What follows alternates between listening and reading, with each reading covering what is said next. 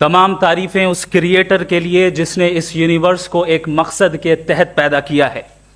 Respected जनाब जावेद अख्तर साहब, mister Saurabh Dwivedi और respected audience, thank you all for being here today. आज की डिबेट में चूंकि हम बात करने वाले हैं डज गॉड एग्जिस्ट के टॉपिक पर, तो ये एक ऐसा टॉपिक है जिसके मुताल्लिक कोई भी डिसीजन लेने के लिए अलग अलग स्टैंडर्ड्स हो सकते हैं। लिहाजा डिबेट के शुरू में ये ज़रूरी है कि हम ये जान लें कि आज के इस टॉपिक में कौन सा स्टैंडर्ड सही होगा और कौन सा गलत होगा। सबसे पहला स्टैंडर्ड जिसे मैं समझता हूं कि हमारे रिस्पेक्टेड जनाब जावेद अख्तर साहब बड़ी तेजी के साथ उसकी तरफ लपकेंगे, वो है साइंस। जबकि साइंस दर हकीकत खुदा के एग्जिस्टेंस को डायरेक्टली साबित करने या उसके एग्जिस्टेंस को डिनाई करने के लिए स्टैंडर्ड नहीं बन सकती। और उसकी वजह क्या है, ये मैं नहीं कह रहा, ये वो लोग कह रहे हैं जो साइंस के एक्सपर्ट्स हैं। नेशनल एकेडमी ऑफ साइंस कहती है science doesn't have the processes to prove और disprove the existence of God. Why? क्योंकि साइंस का ताल्लुक एम्पेरिकल एविडेंस से है और एम्पेरिकल एविडेंसेस का ताल्लुक हमारे नेचुरल और फिजिकल वर्ल्ड से है, जबकि गॉड नॉन फिजिकल और सुपर नेचुरल रियलिटी है। लिहाजा नॉन फिजिकल रियलिटी को आप उस टूल के साथ नहीं चेक कर सकते जिसका काम फिजिकल रियलिटी को तलाश करना है। लिहाजा आज इस डिबेट में गॉड की एग्जिस्टेंस को साबित करने या उसे डिनाई करने में साइंटिफिक एविडेंस को एक्सेप्ट नहीं किया जाएगा। दूसरा स्टैंडर्ड हो सकता है रेविलेशन, कि रेविलेशन के जरिए हम यह साबित करें कि गॉड एग्जिस्ट करता है या नहीं। लेकिन यह स्टैंडर्ड भी आज इररेलेवेंट है। क्यों? क्योंकि रेविलेशन मेरे नजदीक सोर्स ऑफ नॉलेज है, वैलिड सोर्स ऑफ नॉलेज है, लेकिन हमारे जावेद अख्तर साहब के नजदीक यह वैलिड सोर्स ऑफ नॉलेज नहीं है। लिहाजा आज की डिबेट में मैं एक भी एविडेंस किसी भी मजहबी स्क्रिप्चर से नहीं दूंगा ताकि जावेद अख्तर साहब के लिए वो अनएक्सेप्टेबल ना हो। तीसरा जो मेयार हो सकता है वो है ऑब्जर्वेशन, कि भाई कोई कहे कि हमें खुदा दिखाओ, अगर है तो दिखाओ, या ये कि खुदा के एग्जिस्टेंस पर एम्पेरिकल एविडेंस दो, तो ये है दर हकीकत गलत टूल का इस्तेमाल करना। ये ऐसा ही है कि जावेद साहब मुझसे ये मुतालबा करें कि मुफ्ती साहब आप मेटल डिटेक्टर के जरिए प्लास्टिक डिटेक्ट करके दिखाएं। अब चूंकि प्लास्टिक डिटेक्ट नहीं हो पा रही है लिहाजा plastic does not exist. No, you are using the wrong tool. इस टूल से प्लास्टिक को डिटेक्ट नहीं किया जाता। लिहाजा मैं समझता हूं कि गॉड के एग्जिस्टेंस पर एम्पेरिकल एविडेंस का मुतालबा करना एक बचकाना मुतालबा है और हमारे रिस्पेक्टेड जनाब जावेद अख्तर साहब इस स्टेज से अब बहुत आगे निकल चुके हैं। अब बचता है एक ही स्टैंडर्ड, और वो स्टैंडर्ड है अक्ल, लॉजिक, रीजनिंग। और यही वो स्टैंडर्ड है जिसके तहत गॉड की एग्जिस्टेंस को साबित किया जाएगा या गॉड की एग्जिस्टेंस को डिनाई किया जाएगा। लेकिन चूंकि ये बहुत इंपॉर्टेंट और सेंसिटिव टॉपिक है, इसलिए लॉजिकल आर्ग्यूमेंट भी ऐसा होना चाहिए जो डेफिनेटिव हो, इनडेफिनेटिव ना हो, जो 2 और 2 4 की तरह बिल्कुल वाजे हो, जिसे लॉजिकली रिजेक्ट करना पॉसिबल नहीं हो। फॉर एग्जाम्पल हम कहें हमारे रिस्पेक्टेड मिस्टर सौरभ साहब ये एक इंसान है और तमाम इंसान कॉन्शियस बीइंग है, लिहाजा नतीजा क्या निकला, हमारे सौरभ साहब भी कॉन्शियस बीइंग है। क्या ये इनडेफिनेट आर्ग्यूमेंट है या डेफिनेट आर्ग्यूमेंट है? ये डेफिनेट आर्ग्यूमेंट है। ये 2 और 2 की तरह वाजे है, इसमें किसी तरह जो है लॉजिकली इसको रिजेक्ट नहीं किया जा सकता। तो अगर आज हमारे जावेद अख्तर साहब ऐसी कोई अकली दलील और लॉजिकल एविडेंस दें खुदा के ना होने पर जो डेफिनेट भी हो, तो मैं ये ऐलान करता हूं कि यकीनन मैं उस एविडेंस को कबूल करूंगा और उस पर गौर करूंगा।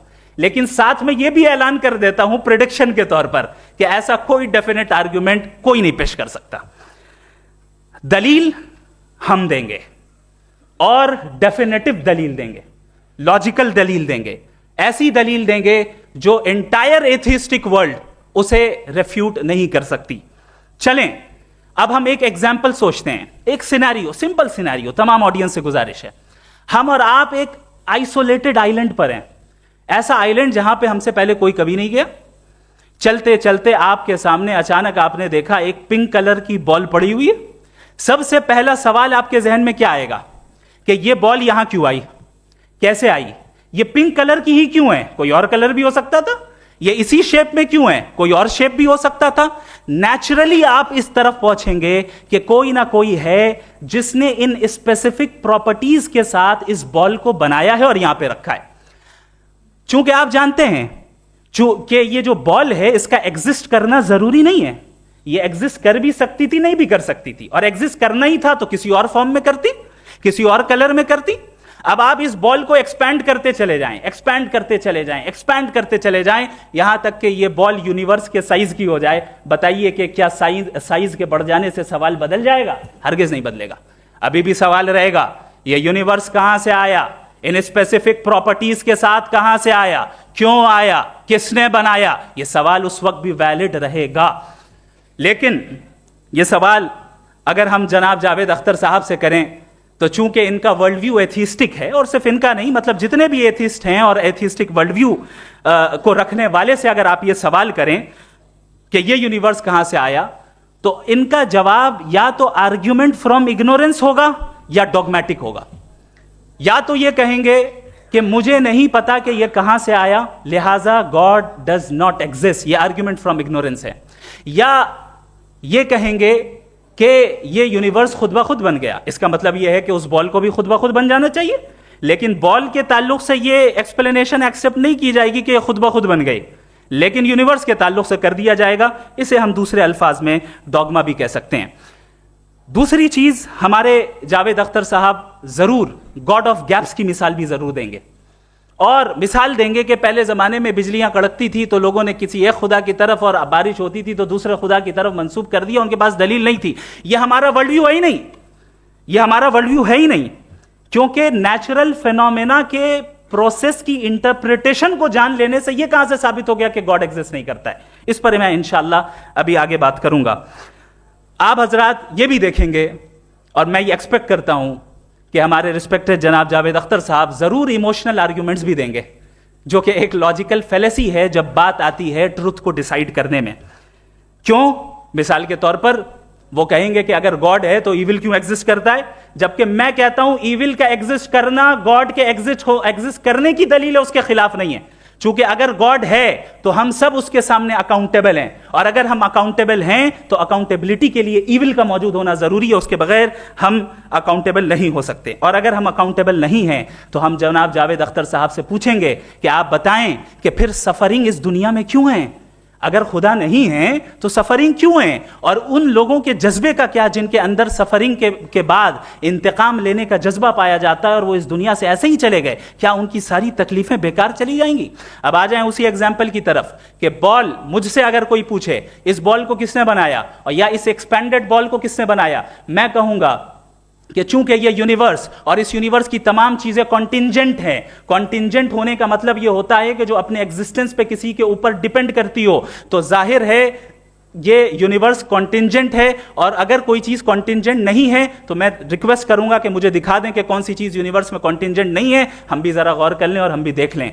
और जब कॉन्टिंजेंट चीजें मौजूद हैं तो फिलोसोफर्स की इस्तिलाह के मुताबिक, हम उस टर्मिनोलॉजी के मुताबिक हम उस जगह तक पहुंचते हैं और उस हस्ती तक पहुंचते हैं जिसे नेसेसरी बीइंग कहा जाता है, कि ये वो नेसेसरी बीइंग है जिसका मौजूद ना होना नामुमकिन हो। क्योंकि अगर ये मौजूद ना हो तो सारी चीजें एग्जिस्टेंस में आएंगी ही नहीं, और ये सारी कॉन्टिंजेंट चीजें उसी के ऊपर डिपेंड करती हैं। अब अगर आप ये सवाल करते हैं कि फिर उस हस्ती को किसने बनाया, फिर उसका कॉज क्या है, फिर उसका कॉज क्या है, फिर उसका कॉज क्या है, और एंडलेसली चले जाएं, इसे हम कहते हैं इन्फिनिट रिग्रेस ऑफ कॉजेस, जो कि लॉजिकल फेलेसी है। कॉन्सेप्चुअली इन्फिनिटी पॉसिबल है। मिसाल के तौर पे न्यूमेरिकल्स 1 2 3 गिनते चले जाएं, इन्फिनिट नंबर्स हैं। मैं कॉन्सेप्चुअली बात नहीं कर रहा, प्रैक्टिकली रियलिटी में साबित करके दिखाएं कि infinite regress of causes possible है या नहीं। अगर पॉसिबल है तो हम मान लेंगे, मिसाल दे दें, और पॉसिबल नहीं है तो एक ही ऑप्शन बचता है जिसे हम कहते हैं नेसेसरी बीइंग। ऐसी नेसेसरी बीइंग जो इंडिपेंडेंट है, क्योंकि अगर वो डिपेंडेंट हुई तो वो नेसेसरी नहीं रहेगी। ऐसी इंडिपेंडेंट बीइंग जो इटर्नल है, अगर वो इटर्नल नहीं होगी, उसकी बिगिनिंग होगी तो वो खुद कॉन्टिंजेंट है। ऐसी बीइंग जो पावरफुल है, क्योंकि कॉन्टिंजेंट को एक्चुअलाइज करने के लिए पावर चाहिए। ऐसी बीइंग जो इंटेलिजेंट है और नॉलेजेबल है, क्योंकि ये यूनिवर्स स्पेसिफिक फॉर्म और स्पेसिफिक लॉज ऑफ नेचर के तहत प्रिसाइजली चल रहा है। Thank you. थैंक यू मुफ्ती साहब। मैं इन दलीलों के बाद जावेद अख्तर साहब से गुजारिश करूंगा, आप बैठ के बोलना चाहेंगे या वहाँ? जी।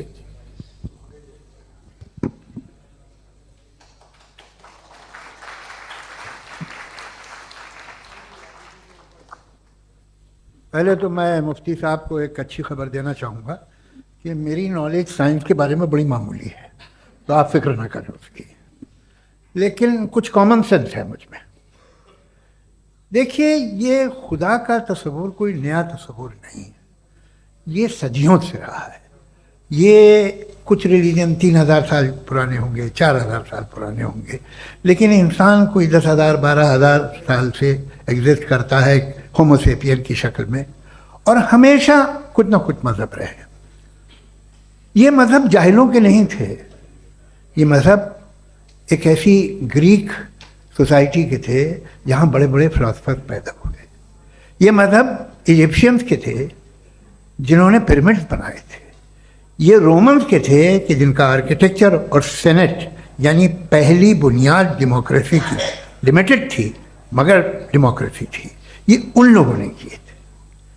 तो इनका जो जुपिटर था, रा था, ज़्यूस था, उन्हें उस पर इतना ही एतमाद था जितना आज किसी मजहबी आदमी को अपने खुदा पे होगा। क्रिश्चियनिटी आने से पहले यूरोप में एक मज़हब था जर्मेनिक रिलीजन। उसका एक खुदा था, उसकी एक बीवी थी, उसके 2 बेटे थे, एक बेटी थी। फिर जर्मनी में जब यूरोप में क्रिश्चियनिटी आई तो वो खुदा, उसकी बीवी और पूरे ख़ानदान चला गया। तो हमने, अगर हम हिस्ट्री देखें तो खुदा जो हैं वो ज़्यादातर फ़नी है, वो हमेशा रहे नहीं। और वो जो लोग इन्हें मानते थे उनको आप कहें वो तो जाहिल थे, उन्हें तो कुछ पता ही नहीं था, ऐसा नहीं है। वो अपने वक्त में बड़े काबिल लोग थे और अपने वक्त में उन्होंने बड़े बड़े काम किए हैं, फिलोसफर्स थे, साइंटिस्ट थे। लेकिन उनका मज़हब कहाँ गया, उनके खुदा कहाँ गए? आज जो खुदा हैं दुनिया में लोग उन्हें मानते हैं। आपको क्या मालूम कि कितने बरसों के बाद क्या होने वाला है? हम यूरोप में देखते हैं तो चर्च खाली हैं। तो वक्त के साथ चीज़ें बदलती हैं। जहाँ तक इसका ताल्लुक़ है मज़हबों का, हर मज़हब आपसे एक चीज़ मांगता है, फेथ। ये फेथ क्या चीज़ होती है? What is the difference between faith and belief? ये तो बहुत ही अहमकाना बात होगी कि कोई आदमी कहे साहब अगर खुदा है तो मुझे दिखाइए। ये तो जाहिलाना बात हुई। मैंने तो नॉर्थ पोल नहीं देखा है, मगर मैं मानता हूँ कि नॉर्थ पोल है। मैं क्यों मानता हूँ? इसलिए कि अगर ये दुनिया राउंड है तो उसका कोई टॉप होगा। कुछ लोग हैं जो वहाँ गए भी हैं, कॉमन सेंस कहता है कि ऐसा होगा, सबूत है, गवाह है, रीज़न है। तो ये मेरा फेथ नहीं है। तो फेथ में और बिलीफ में डिफरेंस क्या है? जो मजहब मांगता है आपसे, हर मजहब फेथ मांगता है। फेथ का मतलब ये है कि ना कोई गवाह हो, ना कोई सबूत हो, ना कोई रैशनल हो, ना कोई लॉजिक हो, ना कोई प्रूफ हो, मगर तुम एक बात को मानो। ये है फेथ। वरना बिलीफ होता। अगर इसमें कुछ भी सबूत होते, गवाह होते, तो फिर इसे आप बिलीफ कहते। जैसे मेरा बिलीफ है कि नॉर्थ पोल है, मेरा फेथ थोड़ी है। फेथ इन तमाम शर्तों को रद्द करता है। तो फिर स्टुपिडिटी क्या है? अगर मैं एक बात ऐसी मानूं जिसकी ना कोई लॉजिक है, ना कोई रैशनल है, ना कोई प्रूफ है, ना कोई गवाह है, ना कोई सबूत है, और मैं उसे मानूं, तो ये स्टुपिडिटी हुई। इसे ही भाई कल को मैं यकीन कर लूं कि एलोन मस्क जो है मेरा भाई है, तो मुझे इंतहाई खुशी होगी, सुकून भी बहुत मिलेगा मुझे। लेकिन और कहे भाई क्यों मानते हो, क्या सबूत है? भाई वो तो अमेरिकन है और तुम तो इंडियन हो, वो तो नस्ल अलग है, तुम्हें कभी मिले भी नहीं। साहब देखिए मेरा फेथ है, इस पर बात न किया।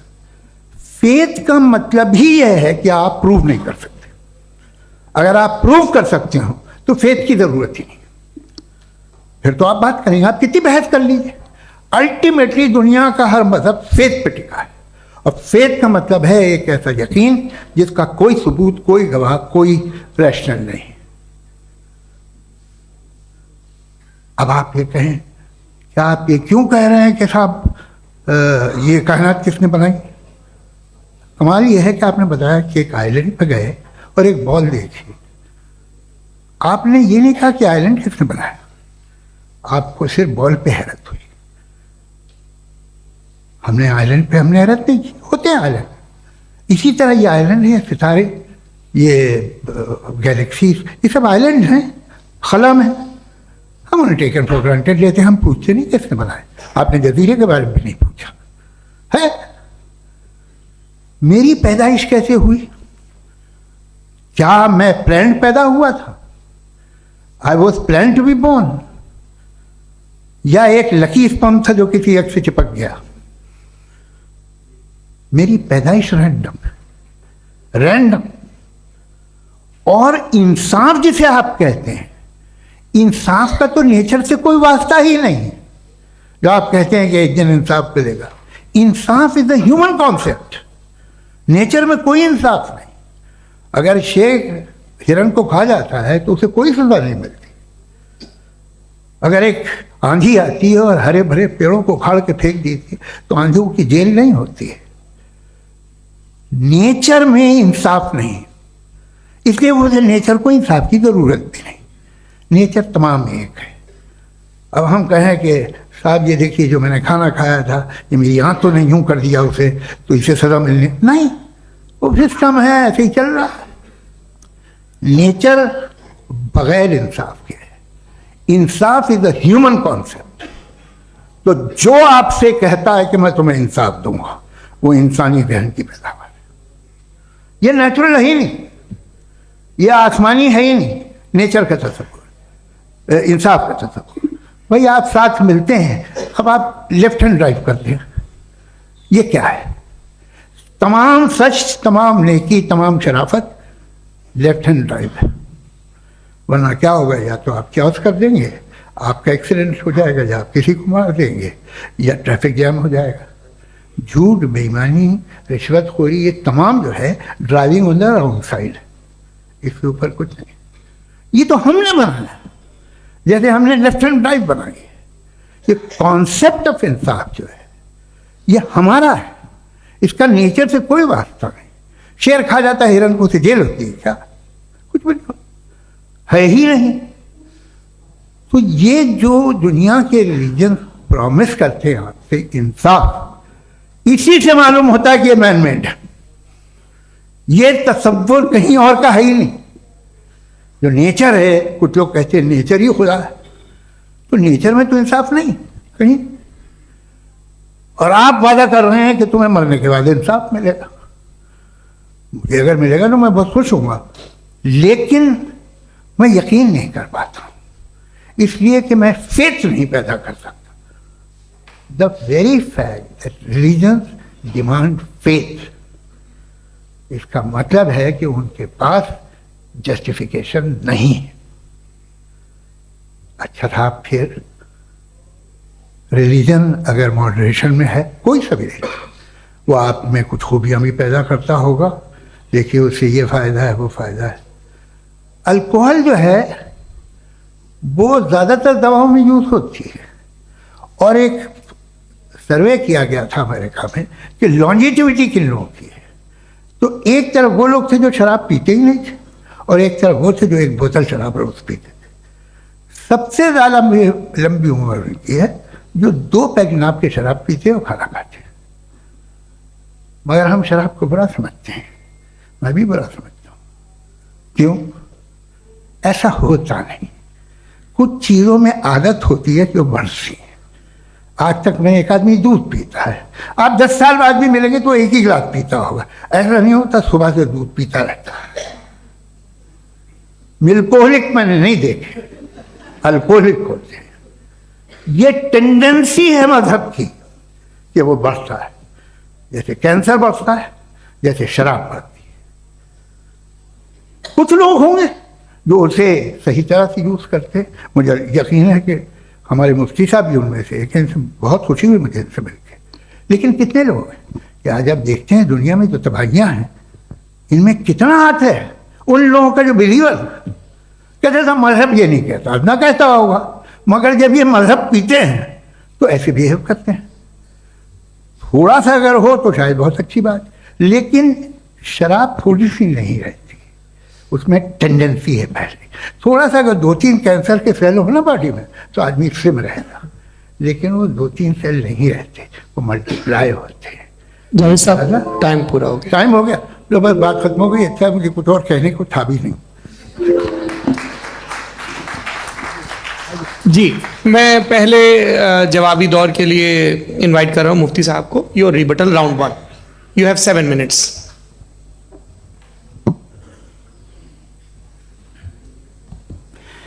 Thank you very much Javed साहब, आपकी बात को सुनकर बड़े महजूज हुए हम लोग। महजूज, do you understand? We enjoyed. Okay, अब थोड़ा सा लॉजिकली उसको हम लोग देखते हैं। दरअसल हम लोगों ने कल गुजारिश की थी मुफ्ती साहब से भी, जावेद साहब से भी, कि हिंदुस्तानी ज़बान आम फहम सबको समझ में आ जाए, और जहां कहीं आप मुश्किल शब्द इस्तेमाल करें वहां बताते भी चलें। Thank you. तो सबसे पहले हमारे रिस्पेक्टेड जावेद साहब ने हवाला दिया कि खुदा फानी है, कितने मजहब आगे चले गए, किसी ने जुपिटर को खुदा माना, किसी ने किसी को माना। मैं कहता हूं जिसने कॉन्टिंजेंट चीज को खुदा माना, गलत माना, वो खुदा ही नहीं, वो खुदा ही नहीं है। हम तो नेसेसरी बीइंग को साबित करने बैठे हैं, वो नेसेसरी कॉज जो इटरनल है, जो अबदी भी है और अजली भी है। हम किसी और को साबित करने नहीं बैठे। दूसरी चीज उन्होंने कहा कि फेथ एंड बिलीफ, ये एक ऐसी डेफिनेशन है फेथ की जो इन्होंने पहली मर्तबा पेश की है, या माफ कीजिएगा इन्होंने पहली मर्तबा पेश नहीं की है, रिचर्ड डॉकिंस ने पहली मर्तबा पेश की है। मुझे मालूम है ये सोर्स कहां से है। एपिस्टेमोलॉजिकली फेथ और बिलीफ का फर्क आप इस तरह नहीं कर सकते सर। फेथ सही भी होता है, गलत भी होता है, बिलीफ सही भी होता है, गलत भी होता है। जो लॉजिक, रीजन और एविडेंस से बैक्ड होगा वो फेथ सही होगा। और आप जिस फेथ की बात कर रहे हैं कि इलॉजिकल है और उसके पीछे नहीं है, तो we are on the same page. हम नहीं मानते उस फेथ को, जो फेथ ऐसा हो जिसके पीछे कोई लॉजिक ना हो, एविडेंस ना हो, हम नहीं मानते। हम तो उस फेथ के कायल हैं जिसके पीछे लॉजिक हो और एविडेंस हो। तो बिलीफ सही भी होता है, गलत भी होता है, फेथ भी सही होता है और गलत भी होता है। तो आज फेथ और बिलीफ के डिफरेंस पे बात नहीं हो रही। आज आप चाहे फेथ एक्सेप्ट कर लें या बिलीफ एक्सेप्ट कर लें, आज ये बात होगी कि ट्रूथ क्या है, चाहे ट्रू बिलीफ सही है या ट्रू फेथ सही है, और फॉल्स फेथ क्या है और फॉल्स बिलीफ क्या है, बात इस पे हो रही। दूसरी चीज इन्होंने पूछा स्टुपिडिटी फिर क्या है। अगर फेथ रिलीजन स्टुपिडिटी नहीं है तो और क्या है? चूंकि फेथ का मुतालबा करते हैं तो स्टुपिडिटी क्या है? मैं कहता हूं स्टुपिडिटी एथिज्म है। उसकी वजह यह है कि आप एक सड़क पे जा रहे हो और आप किसी गार्डन में जाएं और देखें वहां लिखा है फूलों के साथ I love Javed Akhtar, and I really do, I love you sir. So जब आप वहां पर पहुंचे तो वहां पहुंचकर अब ये बताएं, क्या आप ये कहेंगे वाह व्हाट अ नेचुरल सिलेक्शन? ये क्या नेचुरल सिलेक्शन है? नहीं, ये प्रिसाइजली डिजाइंड है, इसके पीछे डिजाइनर है। लिहाजा अगर कोई एक ऐसी कॉमन सेंस की बात को कबूल नहीं कर रहा है कि यूनिवर्स जो इतने प्रिसाइजली काम कर रहा है, हम कह दें कि खुद ब खुद बन गई, मैं समझता हूं इससे बड़ी स्टुपिडिटी और कुछ नहीं है। ये रैशनल चीज है। फिर हमारे सर ने कहा कि आपने बॉल पे फोकस किया, आइलैंड पे फोकस नहीं किया। अरे आइलैंड को किसने बनाया यही समझाने के लिए तो बॉल की मिसाल दे रहा हूं। और बॉल भी कॉन्टिंजेंट है, आइलैंड भी कॉन्टिंजेंट है, दोनों नेसेसरी बीइंग का मुतालबा करते हैं। आगे इन्होंने कहा कि नेचर में कोई इंसाफ नहीं है। हम डिसाइड करते हैं कि मोरालिटी क्या होती है, इंसाफ क्या होता है। हम डिसाइड करते हैं, जैसे ड्राइविंग सीट में ट्रैफिक वाला, ये तो किसी खुदा ने नहीं कहा, ये है, इसे कहते हैं फॉल्स इक्विवेलेंस। ये एक लॉजिकल फेलेसी है। आपने जो है मिसाल दी ड्राइविंग की और ट्रैफिक की, ये सब्जेक्टिव मोरालिटी है। आप सब्जेक्टिव मोरालिटी को मिसाल बनाकर ऑब्जेक्टिव मोरालिटी के ऊपर नहीं थोप सकते। इंसाफ की ऑब्जेक्टिव मोरालिटी। अगर आप ये कहते हैं कि नेचर में इंसाफ नहीं है तो इंसाफ का न होना ये नेचुरल हुआ, तो फिर नेचर को नेचर रहने दे, क्यों हम इतना स्ट्राइव कर रहे हैं दुनिया में इंसाफ लाने के लिए? ये तो इलॉजिकल बात है, इरैशनल बात है। इसलिए बहुत सी चीजें ऐसी हैं जो ऑब्जेक्टिवली जो है इविल या गुड हैं, और बहुत सी चीजें ऐसी हैं जो सब्जेक्टिवली हैं। सब्जेक्टिवली जो मोरल होता है या इमोरल होता है उसको हम सोशल कंसेंसस से या पर्सनल प्रेफरेंस से डिसाइड करते हैं, लेकिन जो ऑब्जेक्टिव मोरालिटी है जिसमें इंसाफ आया, जो इन्होंने बार बार रिपीट किया, ये ऑब्जेक्टिव है, सब्जेक्टिव नहीं है। अगर आप कहते हैं ये सब्जेक्टिव है तो मेरा सवाल आपसे ये है, क्या सोशल कंसेंसस के जरिए अगर जुल्म को सही करार दे दिया जाएगा तो आप जुल्म को जस्टिफाई करेंगे? दूसरी चीज, इन्होंने ये कहा कि 2 पैक शराब पी लें तो वो उतने पे नहीं रहता, बढ़ जाता है। यही मामला मजहब के साथ है, 2 पैक आप पी लें बढ़ेगा। तो ये एक ऐसी मिसाल है, इसको कहीं भी फिट कर लें कि आप एथिज्म पे जब फिट करें, जब आप 2 पैक एथिज्म का लेंगे ना तो वो बढ़ बढ़ के नॉर्थ कोरिया बनेगा। Thank you.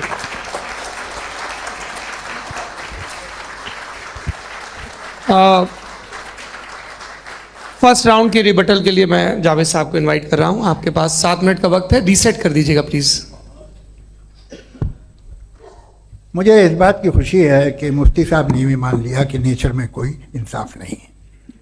तो कोई भी चीज़ जो इंसान ने नहीं बनाई है उसमें इंसाफ नहीं होता है। एक बात मैं आपसे अर्ज करूँ, जरा पता लगा लीजिएगा, ये जो आप बाग में जाते हैं बेहद खूबसूरत फूल देखते हैं ना, इनमें से कोई नेचुरल नहीं है।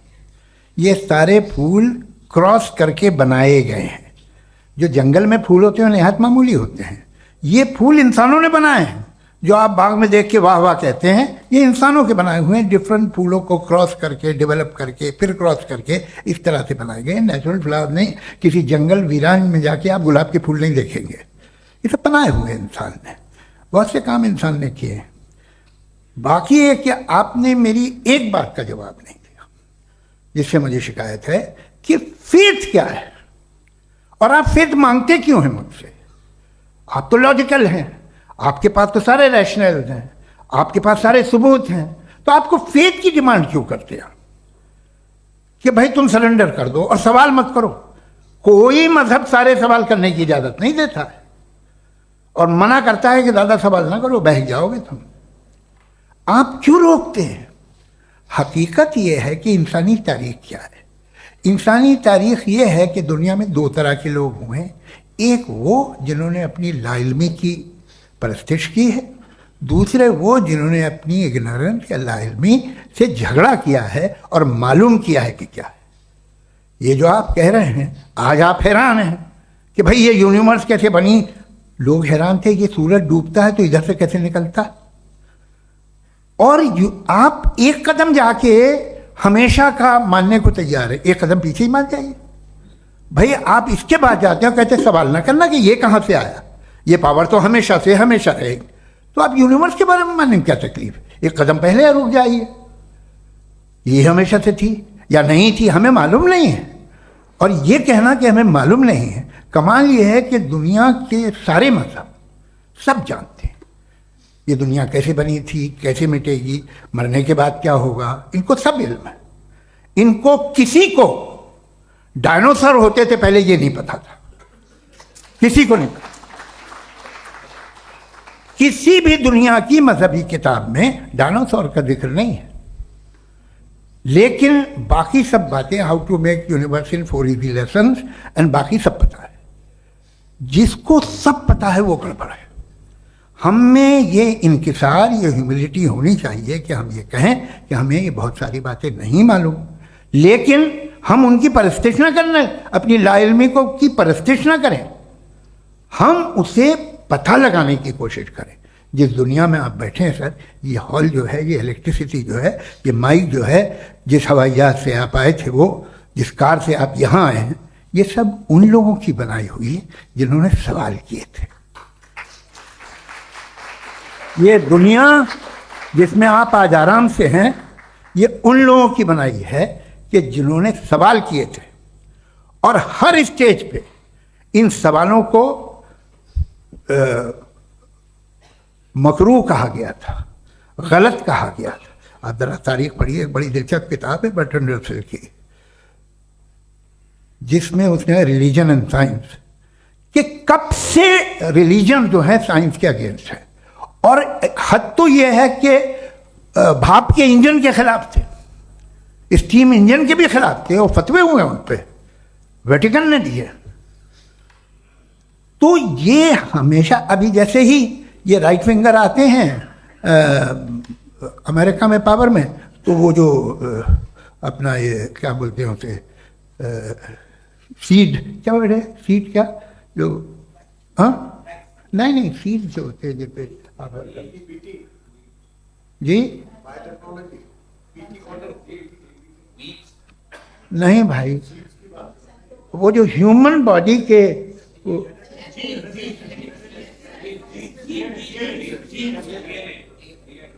उस पर रिसर्च बंद हो जाती है, रिपब्लिकन नहीं करने देते। अरे भाई इतना डर क्या है तुम्हें? एक जमाने में बहुत नाराज थे ये सारे मजहबी लोग कि ये इंसान तो इंसान बनाने की कोशिश कर रहा है। आपको क्या तकलीफ भाई, बना ले तो बना लेने दो, ये खौफ क्या है? और ये सब आज जो आप कह रहे हैं नामुमकिन है, ये कैसे हुआ?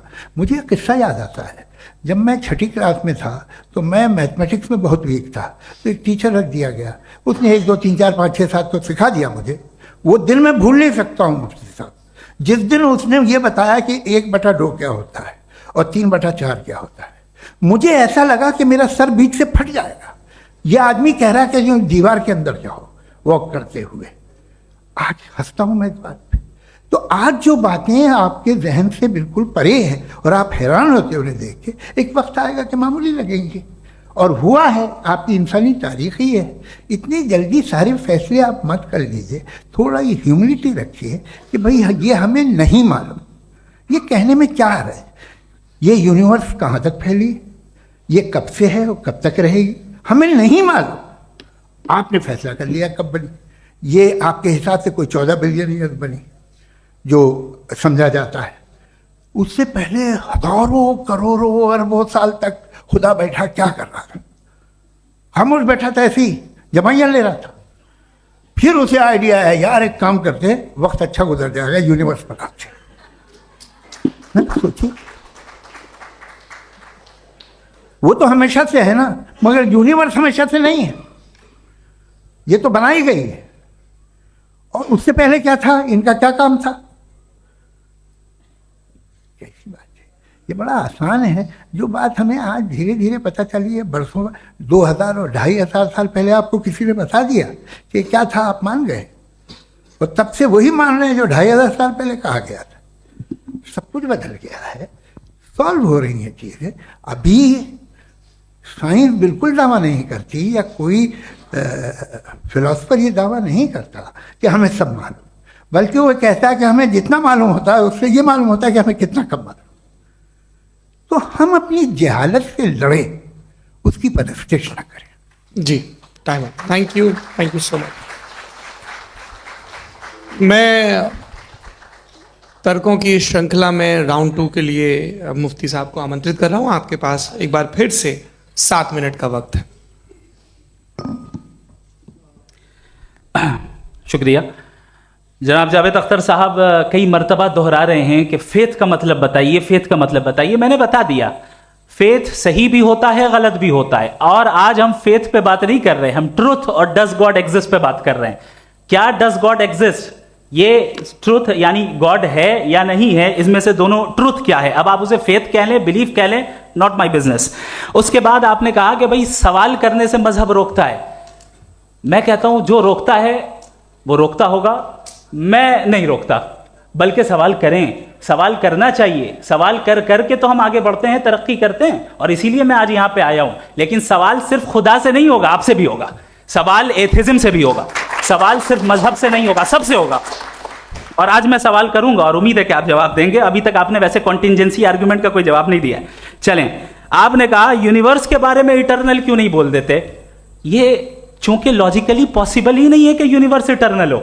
यूनिवर्स एक कॉन्टिंजेंट चीज है जो टाइम एंड स्पेस के पाबंद है, टाइम एंड स्पेस से बाउंड है। जो टाइम एंड स्पेस से बाउंड होगा वो कॉन्टिंजेंट होगा, जो कॉन्टिंजेंट होगा वो उसकी बिगिनिंग हुई होगी, जिसकी बिगिनिंग हुई होगी वो इटर्नल नहीं हो सकता।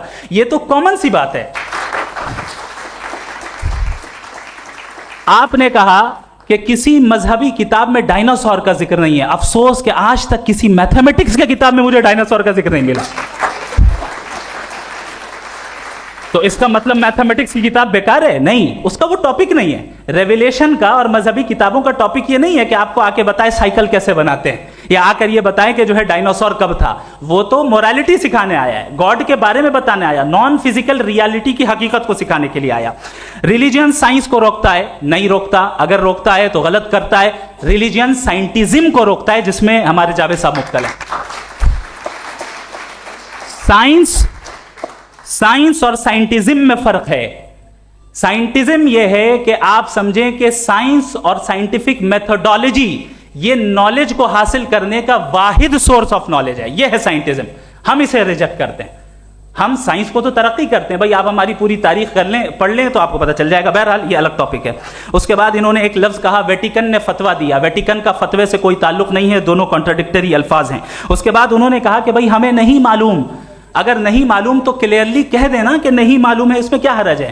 तो वही तो मैं कह रहा हूं ना कि आप कह दें कि नहीं मालूम, लेकिन क्लेम क्यों कर रहे हैं कि गॉड एग्जिस्ट नहीं कर रहा है? आप कह दें नहीं मालूम है, हो सकता है हो सकता ना हो, लेकिन आप क्लेम कर रहे हैं। The moment you say God does not exist, this is a claim, and now the burden of proof is upon you too, जैसे हमारे ऊपर है। और क्यों है मैं बताता हूं, क्यों है ये भी मैं बताता हूं। फिलोसॉफिकली जो क्लेम होता है ना, सिर्फ ये नहीं होता कि इंसान कहे पॉजिटिव क्लेम करे और नेगेटिव क्लेम करे तो बर्डन ऑफ प्रूफ नहीं है। आप मिसाल के तौर पे मैं कहूं कि फुला उस कमरे में कोई नहीं है, मैंने एक नॉलेज का क्लेम किया है। उस कमरे में कोई नहीं है, मैंने एक नॉलेज का क्लेम किया। या तो मैं कहूं मुझे नहीं पता, हो भी सकता है नहीं भी हो सकता है, this is not a claim.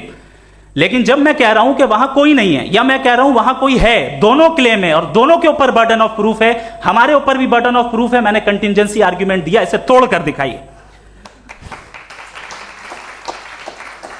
आखिरी चीज, इन्होंने कहा कि खुदा दुनिया बनाने से पहले 150 साल पहले या करोड़ों साल पहले क्या कर रहा था। अरे हजरत, चलें बहरहाल मैं जवाब दे देता हूं। आप हमारे रिस्पेक्टेड पर्सनालिटी हैं, अगर आप नहीं होते तो मैं ऐसे एंटरटेन ही नहीं करता। टाइम, ये 100 साल पहले या 100 साल बाद, पहले बाद में अभी, ये वो अल्फाज हैं जिनका ताल्लुक टाइम से है। टाइम शुरू ही हुआ है यूनिवर्स की बिगिनिंग के बाद, तो उसके पहले खुदा क्या कर रहा था? सवाल इलॉजिकल है, ये फेलेसी है। यानी आप ये कह रहे हैं कि यूनिवर्स के बनने से पहले खुदा क्या कर रहा था? टाइम के बनने से पहले, पहले का ताल्लुक टाइम से, टाइम उस वक्त था ही नहीं, तो ये सवाल ही इनवैलिड है खुदा के ताल्लुक से। दूसरी चीज, आर्ग्यूमेंट ऑफ कंटिजेंसी जो मैंने आपके सामने पेश की है, आपने बार बार ये प्रूफ किया और ये कह रहे हैं कि गॉड ऑफ गैप्स। देखिए, पहले नहीं मालूम था, साइंस ने कर दिया। सिंपल्स की मिसाल से मैं समझा देता हूं। जिस गैप्स की आप बात कर रहे हैं ना, साइंस उन गैप्स को जिन चीज के जरिए भी प्रूव करेगा वो कॉन्टिंजेंट ही होगा। अब चाहे वो फोर्स हो, मैटर हो या एनर्जी हो।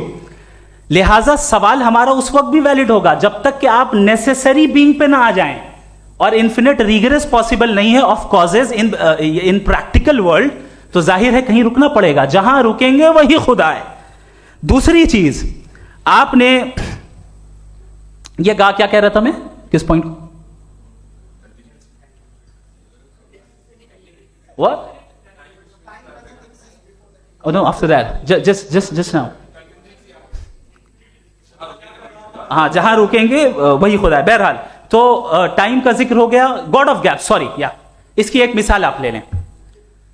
एक कार है, एक साहब ने देखा कि भाई कार जो है उसके व्हील्स कितने अच्छे लगे हुए हैं सही जगह पे, स्टीयरिंग जो है कितने अच्छे जगह पे लगी हुई, और सीट्स कितने वेल डिजाइंड है, कितनी प्रिसाइजली ये कार काम कर रही है।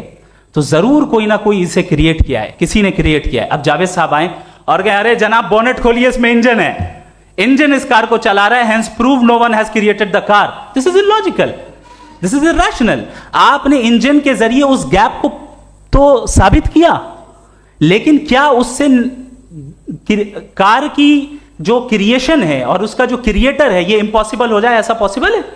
उसका सवाल खत्म हो जाए? ऐसा पॉसिबल है? नहीं। आपने गैप्स को फिल करके, कॉन्टिंजेंट चीजों से गैप्स को फिल करके हमारे ऑब्जर्वेशन को और ब्रॉड कर दिया।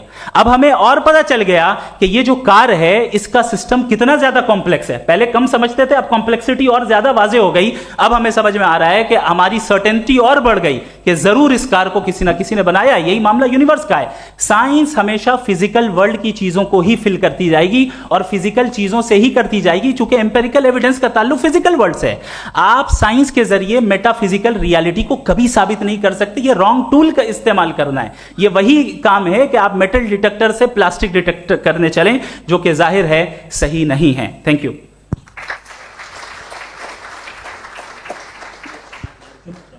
जी, ये आर्ग्यूमेंट का राउंड 2 है। हाँ। 7 मिनट है। पहले तो मैं आपसे अर्ज करूं कि आपने कहा कि जब कायनात ही नहीं थी तो वक्त भी नहीं था, कुछ भी नहीं था। कैसे नहीं था? खुदा था। एक एग्जिस्टेंस तो था ना खुदा का। तो जब खुदा था तो वक्त भी होगा। ऐसा नहीं है कि कुछ भी नहीं था, खुदा था। अच्छा, बाकी एक आपने कहा साहब आप साबित कीजिए, आपके पास भी लॉजिक है, मेरे पास भी लॉजिक है। आप मेरा जिम्मेदारी नहीं है साबित करना कि खुदा है। बर्टन रसल ने एक बड़ी अच्छी बात कही। बर्टन रसल ने एक बड़ी अच्छी बात कही। मैं आपसे अगर ये दावा करूं कि एक चाय की केतली मरीख के चारों तरफ घूम रही है, मार्स के चारों तरफ, तो यह आपका काम नहीं है कि आप साबित करें कि कोई चाय की केतली नहीं है। ये मेरा काम है, मैंने दावा किया है। ये दावा तो मजहबी लोग करते हैं कि खुदा है। मैं क्यों साबित करूं कि नहीं है? जब तक आप मुझे कन्विंस नहीं कर देंगे मैं नहीं मानूंगा। आपकी जिम्मेदारी है, मेरी जिम्मेदारी नहीं है। दोयम ये कि ये जो आप कह रहे हैं, जो गैप्स हैं, ये गैप जब जब किसी मजहब को चैलेंज करते हैं, जब ऐसा कोई बात आती है तो हंगामा हो जाता है कि जब वो चैलेंज करें किसी फेथ को। ये तमाम साइंस जो है इसे मुख्तलिफ जगहों पे मुख्तलिफ वक्तों में मजहब ने रोकने की कोशिश की है। ये किताब है religion and science, Burton Russell की, पढ़िएगा, अच्छी लगेगी आपको। तारीख ही है साइंस, मजहब की साइंस से उसका यही रिश्ता है। अच्छा, अब ये हम सोचें कि बहरहाल ये वजूद जो है मजहब और ये बिलीव इन गॉड इंसान को बेहतर बना देता है। तो एक काम कीजिए, हिंदुस्तान वर्ल्ड का नक्शा लीजिए और मार्क कीजिए कि रिलीजन कहाँ कहाँ ज़्यादा है, कहाँ कहाँ, चाहे वो लैटिन अमेरिका हो या मिडल ईस्ट हो या फार ईस्ट हो या हिंदुस्तान के वो इलाके जहाँ मजहबियत ज़्यादा है। रख दीजिए नक्शा अलग। अब दूसरा नक्शा कि कहाँ कहाँ नाइंसाफ़ी, रिप्रेशन, औरतों के हुकूक की पामाली, जुल्म, डिक्टेटरशिप कहाँ है, नक्शा एक ही होगा। तो आप मुझे बताएं कि जो इसका तरकीब इस्तेमाल क्या है, खुदा का तरकीब इस्तेमाल तो बताइए। आप छोटी सी दवा सड़क पे बेचते हैं, उसकी भी तरकीब इस्तेमाल बताते हैं। इसके इस्तेमाल से तो फायदे नहीं हुआ किसी को। जो सारे के सारे खराब मुल्क हैं, खराब समाज है, वो सारे जुल्म खुदा के नाम पे करते हैं। वो गलत करते हैं, सही करते हैं, मुझे क्या लेना देना उससे। इस्तेमाल से मालूम होता ना। एक विस्की की बोतल कभी शायद देखी हो आपने, लाल रंग की होती है, उस पर रोशनी और छपड़ा इंतहाई खूबसूरत लगती है, क्या बिगाड़ रही है किसी का? उसका इस्तेमाल गलत है, इसलिए आप उसे नापसंद करते हैं। इसका इस्तेमाल गलत है, इस तसव्वुर का इस्तेमाल ही गलत है और हमेशा से गलत हुआ है। आप देख लीजिए, इंसानी तारीख देख लीजिए, आज देख लीजिए, हिंदुस्तान देखिए, दुनिया देख लीजिए, क्या हो रहा है। इसे कैसे इस्तेमाल कर रहे हैं फेथ वाले लोग?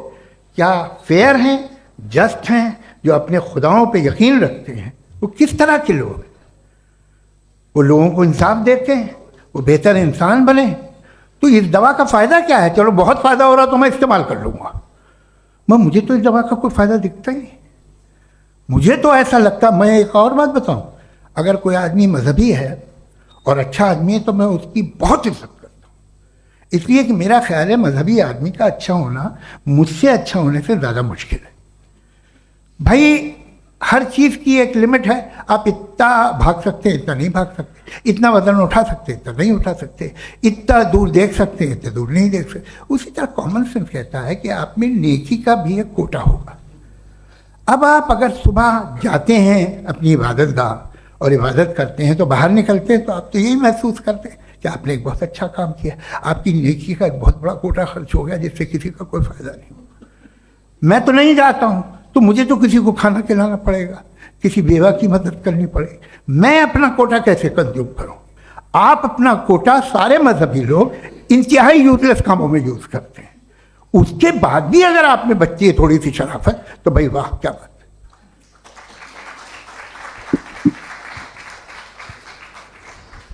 एक तो मुझे ये बात बहुत अच्छी लग रही है कि दोनों ही विद्वान समय को मानते हैं और बहुत समय से अपनी दलीलें और बाज दफ़ा समय से पहले अपनी तकरीरें पूरी करके अपनी अपनी कुर्सी पर बैठ रहे हैं।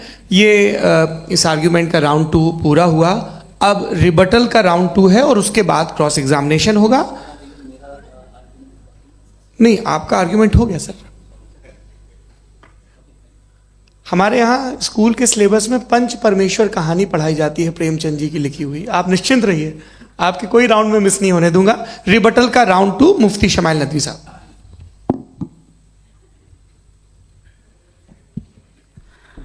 असल में जो हकीकी प्रॉब्लम है, असल प्रॉब्लम है, वो ये है कि जावेद साहब के पास कॉन्सेप्ट ऑफ गॉड क्लियर नहीं है। इन्होंने कहा कि कायनात से पहले खुदा तो था, तब भी तो टाइम होगा। ये टाइम कायनात का हिस्सा है। हम खुदा, उस खुदा को मानते हैं, नेसेसरी बीइंग का टाइमलेस होना जरूरी है, चूंकि वो टाइम का क्रिएटर है। जब उसने टाइम को क्रिएट किया तो वो खुद टाइम पे कैसे होगा? उसने जब स्पेस को क्रिएट किया तो खुद स्पेस में कैसे होगा? अगर वो टाइम एंड स्पेस को पहले से ही उसका पाबंद है तो फिर किस चीज को उसने क्रिएट किया? लिहाजा ये सवाल गलत है कि खुदा था तो टाइम होगा। बिल्कुल नहीं, टाइम के पाबंद हम है, खुदा नहीं है। हम फिजिकल वर्ल्ड से ताल्लुक रखते हैं, वो मेटाफिजिकल रियलिटी है। दूसरी चीज इन्होंने मिसाल दी कि चाय की केतली हवा में घूम रही होगी, और पता नहीं शायद वो बर्टन रसल का उन्होंने हवाला दिया। बहरहाल यही प्रॉब्लम है। प्रॉब्लम यही है कि हम चीजों के दरमियान डिफरेंशिएट नहीं कर पाते। ये जो आपने मिसाल दी ये इमेजिनेशन है, और मैं जो साबित कर रहा हूं वो लॉजिकल नेसेसिटी है। आप इमेजिन करने आए तो कुछ भी करें, जुपिटर में पिंक एलिफेंट होगा, यूनिकॉर्न होगा, करें, उससे कायनात पे क्या फर्क पड़ता है? उससे आप लॉजिकल नेसेसिटी साबित नहीं कर सकते। मैं तो उस प्राइम कॉज की बात कर रहा हूं, उस नेसेसरी बीइंग की बात कर रहा हूं जिसके बगैर इस कायनात का एग्जिस्टेंस मुमकिन नहीं है। दूसरी चीज, मजहब को साइंस चैलेंज करती है वगैरह वगैरह, ये हमारा टॉपिक ही नहीं है। मैं इस पे बात करूंगा तो फिर मेरा वक्त चला जाएगा। मजहब के ऊपर चूंकि हमारी डिस्कशन नहीं है, साइंस को मजहब और बिलखुसूस मैं और हमारा वर्ल्ड व्यू कम अज कम साइंस को पीछे नहीं करता है, साइंटिज्म की मजम्मत करता है। इसकी वजाहत मैंने पहले कर दी। दूसरी चीज इन्होंने कहा वर्ल्ड का नक्शा लीजिए, वर्ल्ड मैप लीजिए, 2 अलग अलग जगह की। हजरत, मैंने ये होमवर्क किया था और मैंने मिडिल ईस्ट का एक नक्शा लिया और यूरोप का एक नक्शा लिया। ये मजहबी इलाका और ये लिबरल और एथीस्ट इलाका। मुझे पता चला कि सबसे ज्यादा रेप केसेस जो हैं वहां पर है।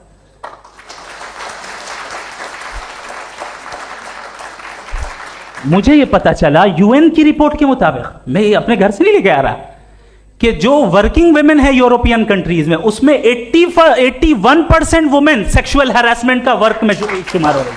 ये मिडिल ईस्ट में नहीं हो रहा है, वो मजहबी लोग हैं इसलिए नहीं हो रहा है। दूसरी चीज, आपने ये कहा कि मजहबी आदमी का अच्छा होना हमारे अच्छे होने से बहुत मुश्किल है, बहुत मुश्किल है। तो इसका मतलब यह है कि गॉड के अलावा आपके पास अच्छे और बुरे का कोई स्टैंडर्ड है। मैं चाहूंगा कि कन्वर्सेशनल स्टाइल वाली डिस्कशन और सेगमेंट पे इसी पे बात कर लेते हैं। Thank you very much.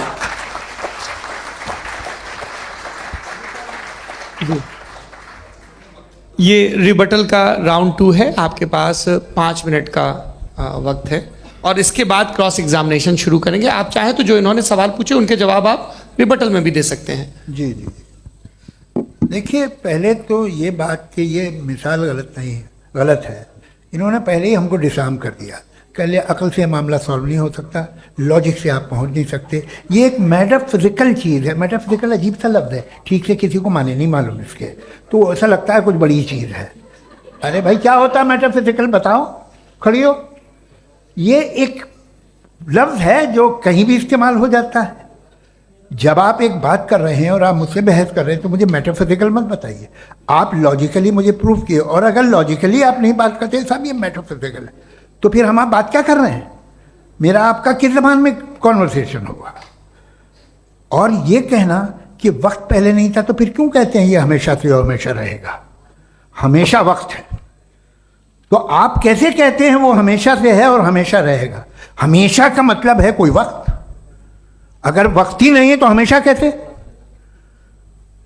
बाहर वो रहेगा। अब मैं ये देखता हूँ, आपने कहा ना कि वहाँ रेप ज़्यादा होते हैं, तो हम एक बात देखते हैं कि ये दुनिया जिस पे वो कादर मुतलक है, जिसकी मर्जी के बगैर पत्ता भी नहीं हिलता, ओमनीपोटेंट है, ये दुनिया चल कैसे रही है? और इस दुनिया का हाल क्या है? 45,000 बच्चे जो 10 साल की उम्र से कम थे वो गाजा में मरे। भूख से काला हांडी में बच्चे मरते हैं और डिप्थेरिया से मरते हैं। डिप्थेरिया अजीब मर्ज है, गले में जाली मरना शुरू होती है, बच्चा नीला हो जाता है, गरीब का बच्चा, इसलिए कि उपास इलाज में। ये कादर मुतलक है जो चाहे कर दे, इससे आप दुआएं मांगते हैं हमारी ये काम कर दे वो कर दे, तो इसका मतलब डे टू डे लाइफ में वो इंटरफेयर करता है और ये देख रहा है वो।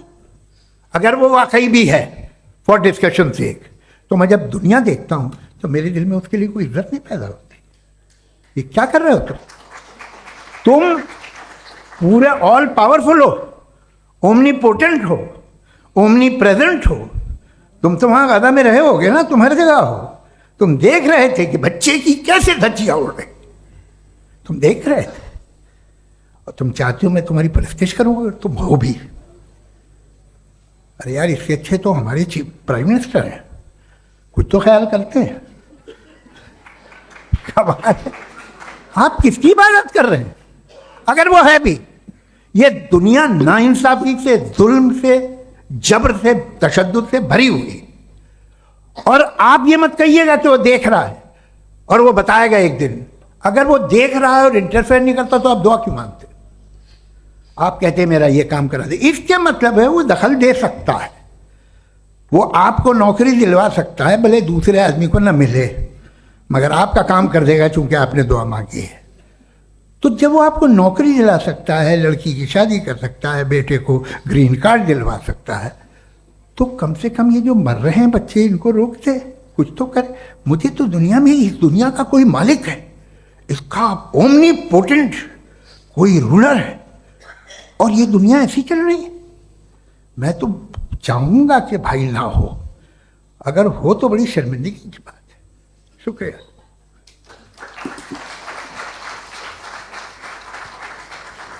देवियों और सज्जनों, इस बहस के 2 राउंड और 2 रिबटल पूरे हो चुके हैं।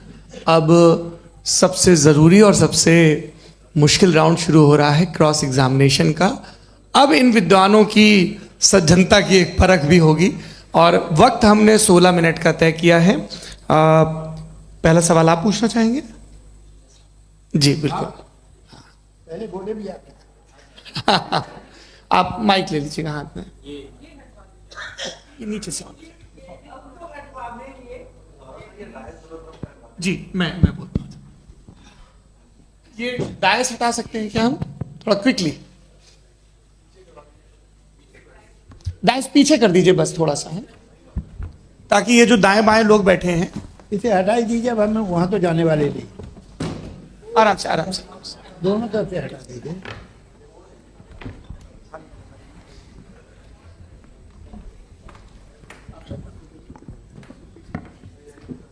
इस बीच आप लोग भी अपने अपने सवाल तैयार कर लें। ये ध्यान रखेंगे कि मैं यहाँ से सवाल लूँगा, आप लोगों को अपना हाथ ऊपर करना है, अपना नाम बताना है और अधिकतम 3 वाक्यों में अपना सवाल पूरा करना है। कई लोग सवाल की जगह भाषण देने लगते हैं, उससे आज बचना है। जी मुफ्ती साहब, पहला सवाल आपका, 16 मिनट हैं, हम दोनों लोगों के सवाल लेंगे। जी बहुत शुक्रिया। आपकी जो अभी बात हुई बहुत अहम थी, मैं इसको चाहूँगा कि आगे डिस्कस करूँ, लेकिन चूँकि अभी ये वो सेगमेंट है क्रॉस एग्जामिनेशन, तो सबसे पहला सवाल आपसे ये है कि जो मैं इतनी देर से कॉन्टिंजेंसी आर्ग्यूमेंट आपको बता रहा था, ये अकल से ही बता रहा था हजरत, आप ये बताएं कि आप इन्फिनिट रिग्रेस ऑफ कॉजेस को पॉसिबल मानते हैं या नेसेसरी बीइंग के एग्जिस्टेंस को सही समझते हैं? चूंकि 2 ही ऑप्शन हो सकता है, आप ये बताएं। देखिए, आपको मैं ईमानदारी से बात करूं, एक तो मैं कॉन्टिजेंसी वर्ड ठीक से समझता नहीं, और इस वक्त भी जो आपने अंग्रेजी के अल्फाज इस्तेमाल किए वो ज़रा थोड़े से मुझे डिफ़िकल्ट और कॉम्प्लिकेटेड लगे, तो आप ज़रा सिंपल ज़बान में सवाल कर सकते हैं। बिल्कुल कर सकता हूँ। जी। यूनिवर्स की हर चीज कॉन्टिंजेंट होने का मतलब यह है कि वो अपने एग्जिस्टेंस में किसी के ऊपर डिपेंडेंट है। जो भी चीज डिपेंडेंट होगी वो चीज इंडिपेंडेंट नहीं हो सकती, तो उसका कोई ना कोई कॉज होगा। तो अब आप क्या समझते हैं कि ये इन्फिनिट रीग्रेस है, यानी कॉज पर कॉज, कॉज पर कॉज, कॉज पर कॉज, और कभी कोई यानी ये एंडलेसली चलता रहा? क्योंकि अगर ऐसा होगा तो हम तो एग्जिस्टेंस में आते ही नहीं। लॉजिकली ये मुत्तफक अलैह चीज है, मुत्तफक अलैह अग्रीड अपॉन। ओके, इस पे हमने एग्री किया था कि मुश्किल शब्द आएगा तो अर्थ बताना पड़ेगा। तो इन्फिनिट रिग्रेस तो पॉसिबल नहीं है, तो कहीं ना कहीं आपको रुकना पड़ेगा ऐसे नेसेसरी थिंग पर। नहीं, कोई ज़रूरत नहीं रुकने की। किसने कहा आप रुकना पड़ेगा? आप रुकते हैं खुदा पे, आप नहीं रुकते। आप कहते हैं वो हमेशा से, जब उस वक्त से है जब वक्त नहीं था। आप कहाँ रुकते हैं कि अब हुआ था वो? आप नहीं कहते। हम क्यों नहीं मान सकते कि यूनिवर्स जो है और बल्कि मल्टीवर्सेस जो है वो हमेशा से हैं, वो बनती है, बिगड़ती है। एक हमारे यहाँ एक चीज़ है ब्लैक होल, वो समेट लेता है वापस, फिर ब्लास्ट होता है, फिर फैल जाता है।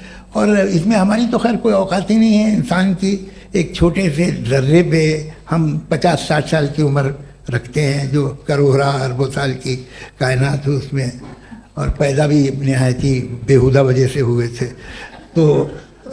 तो इसमें ये सोचना कि इसकी वजूहात और ये क्यों है, ये डिपेंडेंट है, ये हम देख रहे हैं। क्या मालूम, आप सोचिए कि ये जो फैल रही है कायनात, ये कहाँ फैल रही है, ये कहाँ जा रही है, और ये फैल क्यों रही है? अरे बना ली थी तुमने, रुको भैया, हाँ काफ़ी है।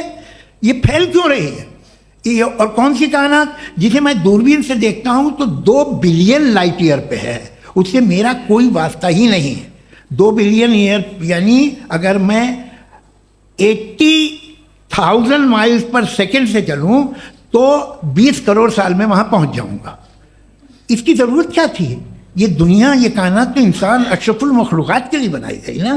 तो ये सब ये टर्म समझ में नहीं आया। इसमें कोई खास समझने वाली बात थी भी नहीं। ये जो अल्टीमेट कहा यह जाता है कि ये जो पूरी यूनिवर्स है, ये जो दुनिया है, ये इंसान के लिए बनाई गई। अच्छा, ये सब इंसान के लिए। क्यों साहब, सही है ना?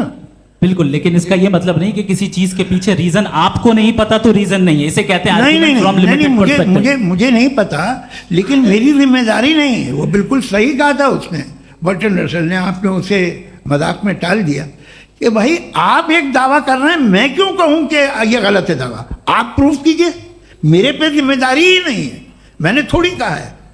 आप प्रूफ कीजिए कि ये सही है। आप आर्ग्यूमेंट ऑफ कंटिंजेंसी का जवाब ही नहीं दे रहे हैं। पूछना चाहेंगे है? आप सवाल पूछना चाहेंगे मुफ्ती साहब से? क्योंकि ये क्रॉस एग्जामिनेशन का दौर है। आप जैसे पहले बोल रहे थे फेथ को लेके कुछ, मैं ये पूछना चाहूँगा कि खुदा ने जो भी रेवल्यूशन किए हैं, एक मज़हब के नहीं बहुत से मज़हबों में किए हैं, अलग अलग रेवल्यूशन है। कहीं कुछ एक बातें हैं, कॉन्ट्रडिक्शन भी है आपस में, कहीं कुछ आप कर सकते हैं, कहीं कुछ नहीं कर सकते। ऐसा नहीं है कि सबकी कोड ऑफ मॉरल एक है। तो ये किस्सा क्या है? अब आप ये देखिए कि मुझे कभी कभी लगता है कि जो फुटबॉल फाइनल होता है, लाखों लोग होते हैं, फिर वो टीवी कवर करती करोड़ों लोग, अगर उसमें खुदा की एक बूमिंग आवाज़ आ जाती, मैं गॉड हूँ, तो सारे लोग अभी सुन लेते और टीवी पे भी सुन लेते, किस्सा खत्म होता। ये इतनी राजदारी क्या है कि तुम सामने कुछ तो सबूत दे दो हमें सॉलिड। ये कह साहब ये यूनिवर्स कैसे बनी, इससे मसला क्या हल होगा? मैं पूछूंगा आपसे खुदा कैसे बना? क्यों नहीं पूछूंगा कैसे बना? बल्कि वो तो कायनात से कहीं ज़्यादा इंटेलिजेंट है, कायनात से कहीं ज़्यादा कॉम्प्लेक्स। जी वो हमेशा से है। आप कहेंगे मैं मान लूँगा। अच्छा, दोयम वो कादिर मुतलक, यानी कादिर मुतलक मतलब ओमनीपोटेंट, वो जो चाहे कर सकता है। आपको नौकरी दिलवा सकता है, आपकी अच्छी जगह शादी करवा सकता है, आपके पड़ोसी का मुकदमा हरवा सकता है, आपको जिता सकता है, सब काम करता है। थोड़ा सा माइक क्लोज जी। वो इस दुनिया को चला कैसे रहा है? ये दुनिया कैसे चल रही है? आपको इस पर हैरत नहीं होती? या क़यामत के बाद कभी एक जस्टिस होगा, जब ये बच्चा मर चुका होगा जिसकी धज्जियाँ उड़ गई बम से, इसको इंसाफ मिलेगा तब? अच्छा, अब जवाब दूं? हाँ दीजिए। मैं वही सीधे आप की तरफ सबसे पहले आपने रेवलेशन और स्क्रिप्चर्स की बात की, इस पे मैं बात कर सकता हूं लेकिन आज नहीं करूंगा चूंकि वक्त कम है, कभी और इस पे डिस्कस करेंगे। मैं तैयार हूं उस पे भी बात करने के लिए। ये क्योंकि अभी हमारा से topic- राउंड 2 की भूमिका तय हो रही है। Does God exist round 2? जी चूंकि आज गॉड के एग्जिस्टेंस पे बात है तो मैं उसी के रिलेटेड जो है आपके सवालात को एंटरटेन भी करूंगा और मैं भी पूछूंगा। आपने कहा कि आपने साबित ही नहीं किया, जबकि आर्ग्यूमेंट ऑफ कॉन्टिंजेंसी बुनियादी आर्ग्यूमेंट है। आप मुझे कॉन्टिजेंसी का मतलब बताइए, आपका मतलब क्या कॉन्टिजेंसी?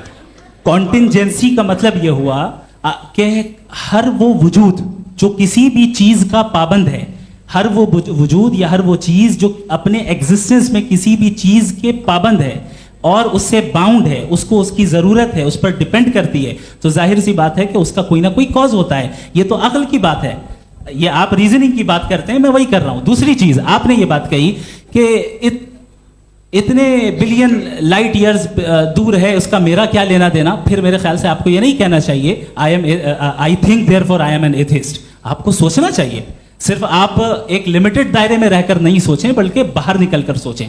आपने तीसरा सवाल किया, आपने 2-3 सवाल एक साथ किए। ऐसी बातें ना कीजिए, कुछ लोगों को इतराज हो जाएगा आप पे कि आप कुछ भी सोचिए। ये इजाजत आपको है नहीं, मुझे है।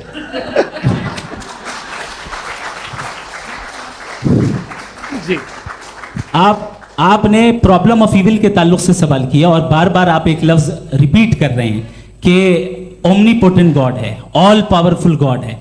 यही तो दरअसल समझना है कि गॉड का कॉन्सेप्ट क्या है। प्रॉब्लम ऑफ इविल जो है, प्रॉब्लम ऑफ इविल दर हकीकत 2 असम्पशंस पर कायम है। अगर आप इन 2 असम्पशंस को समझ जाएं तो ये प्रॉब्लम नहीं रहेगी, आर्ग्यूमेंट आपको समझ में आ जाएगी कि ये कोलैप्स कर जाता है।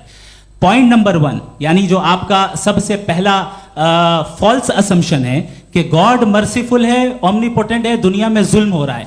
लेकिन आपको यह समझना चाहिए कि हमारे वर्ल्ड व्यू के मुताबिक गॉड सिर्फ ओमनीपोटेंट और सिर्फ मर्सीफुल नहीं है, बल्कि वो ऑल वाइज भी है और वो ऑल नोइंग भी है। उसके हर काम के पीछे हिकमत और विजडम है। ये कोई जरूरी नहीं है कि वो हिकमत और विजडम आपको समझ में आए या मुझे समझ में आए। अगर आप जो समझ रहे हैं उसके मुताबिक आप फैसला कर रहे हैं, ये लिमिटेड पर्सपेक्टिव से आर्ग्यूमेंट है। और इस चीज को हम अपनी दुनिया में, अपने लाइफ में, डेली लाइफ में इस प्रिंसिपल को एक्सेप्ट करते हैं। हम जब किसी डॉक्टर के पास जाते हैं, डॉक्टर के पास जाकर वो अगर उसने हमें कोई दवाई दी है तो हम ये तो नहीं कहते कि जब तक आपके पास जितना नॉलेज और जितना विजडम नहीं है, आपने क्यों ये दवाई दी है, तब तक हम इस चीज को एक्सेप्ट नहीं करेंगे।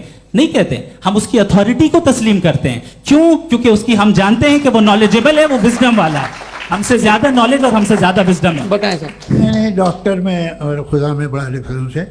डॉक्टर पढ़ा लिखा होता है एक, तो मैं उसकी बात सुनूंगा।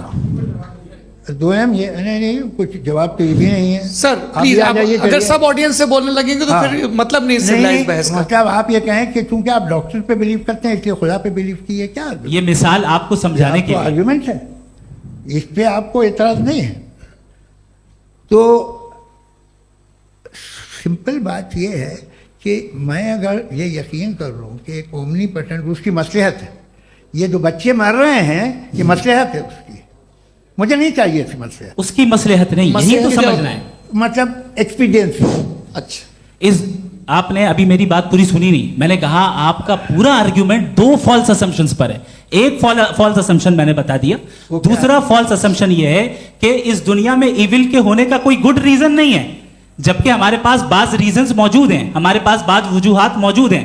अगर इस दुनिया में इविल ना हो तो आप गुड को डिफाइन कैसे करेंगे? अगर जुल्म ना हो आप इंसाफ को समझेंगे कैसे? अगर तारीकी ना हो तो आप लाइट को समझेंगे कैसे? बहुत अच्छे। अभी और सुन लें, अभी और बाकी है। ये तो बात बहुत पसंद आई साहब मुझे कि जब तक रेप ना हो तब तक औरतों की इज्जत का ख्याल आपने मेरा जवाब पूरा सुना ही नहीं। जब तक के बच्चों का कत्ल ना किया जाए तब तक आपको बच्चों की मासूमियत की इज्जत है। आपने पूरा जवाब सुना ही नहीं। क्या बात है, क्या आपने नुक्ता निकाला हुआ? आपने पूरा जवाब सुना ही नहीं। आप सुन लें, मेरी बात सुन लें। ये मैंने आपको एक चीज बताई। दूसरी चीज, इस दुनिया में हम आए हैं टेस्ट के लिए, हमारा टेस्ट हो रहा है और हर इंसान का अलग अलग अंदाज में टेस्ट होता है।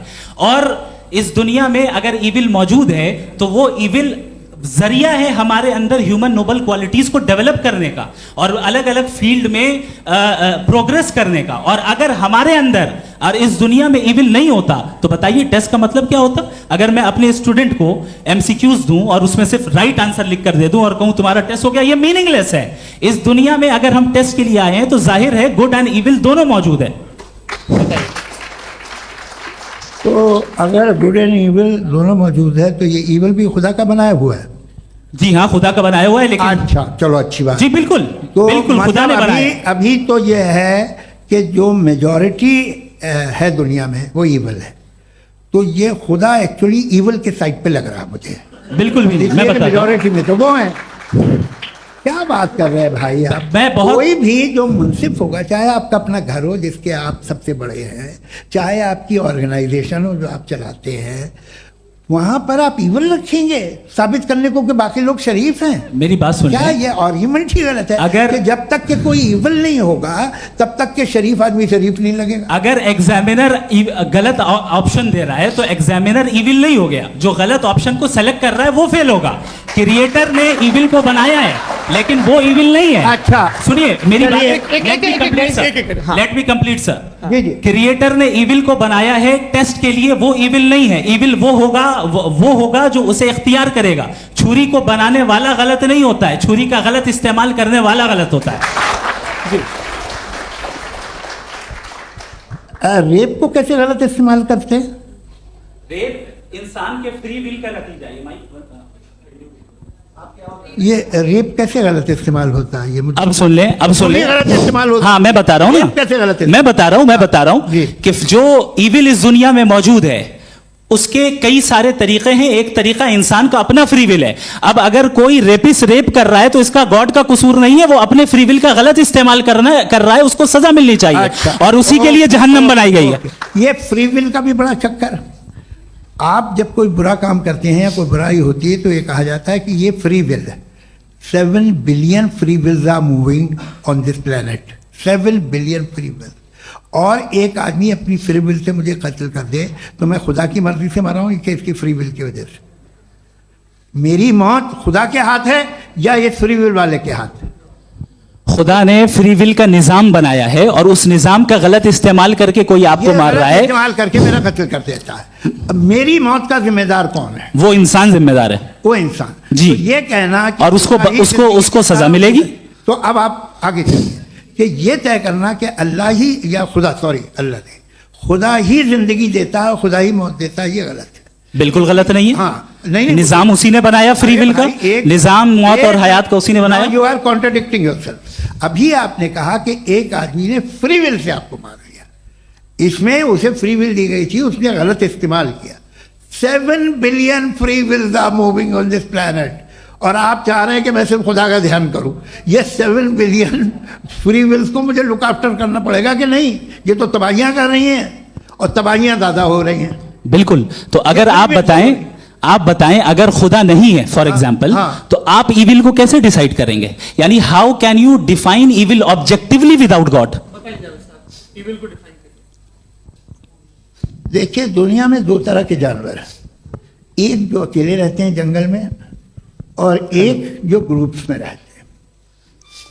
ग्रुप में जो भी रहेगा, चाहे वो आपका फाउंडेशन हो, चाहे कोई क्लब हो, चाहे कोई पॉलिटिकल पार्टी हो, चाहे कोई यूनिट हो, उसमें आपको इंटरैक्ट करने के रूल बनाने पड़ेंगे। यानी लोग तय करेंगे। लोग तय करेंगे। अगर लोगों ने यह तय किया कि किसी का रेप करना सही है, आप जस्टिफाई करेंगे? नहीं, लोग आपका फाउंडेशन तो ये हो गया ना कि लोग ही विल डिसाइड दुनिया करेंगे। में- नहीं, अरे दुनिया में ऐसे ग्रुप्स हैं जो रेप को जायज़ मानते हैं सर्टन हालात में। मैं डिटेल में नहीं जानूंगा, आप भी जानते हैं। ये जो आईसिस वाले थे जिन्होंने क्या किया था, तो उन्होंने क्या किया उसका खुदा से कोई ताल्लुक नहीं है सर। मैंने सिंपल सवाल किया कि इविल को आप डिफाइन करते चलिए, कैसे चलिए, हैं? आइए वापस आइए। जी। आप साथ में तभी रह सकते हैं जब कुछ आप ऐसे उसूल डेवलप करें जिसमें हर एक का बेसिक तहफ़्फ़ुज़, हर एक का बेसिक राइट हो और हर एक को कोई आराम मिले। यही तरीका है किसी भी ऑर्गेनाइजेशन जिसमें एक से ज़्यादा लोग हैं और वो ऐसे चलती है ज़िंदगी। उसमें अगर आप गड़बड़ करेंगे तो तबाही होगी, नुकसान होगा, बर्बादियाँ आएंगी। और अगर उसमें आप घर ले लीजिए ना, एक हस्बैंड है, एक वाइफ है, बच्चे हैं, वालदा भी हैं, 2 बहनें भी हैं, एक भाई भी है। अब इसमें कोई निज़ाम आपको चाहिए साथ में रहने का, और एक दूसरे पे भरोसा रहे, एक दूसरे के बहीख्वाह हों, एक दूसरे की मदद करें, ऐसी जिंदगी। सर आपकी बात आ गई, आप ये कह रहे हैं कि लोग डिसाइड करेंगे क्या सही है क्या गलत है, यही है मेजॉरिटी डिसाइड करेगी क्या सही है क्या गलत है? अरे भाई बिल्कुल। मेजॉरिटी अगर ये कहे कि नाजी जर्मनी के साथ जिस तरह मेजॉरिटी थी कि जेनोसाइड करना सही, आप जस्टिफाई करेंगे? उस वक्त आपका ये सवाल सिर्फ उसके बाद क्लोजिंग। हाँ, उस वक्त प्लेनेट पे जो लोग थे, हाँ। उनमें कितने लोग हिटलर को सही समझते? अच्छा, प्लेनेट की मेजॉरिटी तय करेगी सोसाइटी की नहीं, प्लेनेट की मेजॉरिटी गॉड के एग्जिस्टेंस को सही मानती है, आप क्यों नहीं मानते? ये हेलो ये क्रॉस क्वेश्चन का राउंड यहाँ पर समाप्त होता है। और ये बड़ा अच्छा है कि इस तरह से फ्रेगमेंट कर दिया गया है ताकि जो मरकरी मैं ऊपर एक जा रहा है बात का नीचे आ जवाब जाए। दे दूं। जी, प्लेनेट की ज़्यादातर मेजॉरिटी कुछ दूसरे मजहबों के खुदा को मानती है। आप उन्हें क्यों नहीं, आप तो मेजॉरिटी की बात कर रहे अच्छा हैं। ये मैंने क्लोजिंग majority की बात- आप ये कह रहे हैं इविल और गुड को डिसाइड मेजॉरिटी करेगी, मेजॉरिटी जो कर दे वो सही हो जाएगा। अरे क्लोजिंग इसको जैसा आप ही लोगों ने तय किया है उसी फॉर्मेट को फॉलो कर लेते हैं। हाँ भाई, मैंने तो भले लोगों पे एतबार किया और तब मॉडरेशन तय किया। जी, आपके पास 5 मिनट का वक्त है, क्लोजिंग आर्ग्यूमेंट है, उसके बाद हम ऑडियंस से क्वेश्चन आंसर लेंगे जावेद साहब की क्लोजिंग आर्ग्यूमेंट के बाद। Okay, time starts now. बहुत शुक्रिया जी।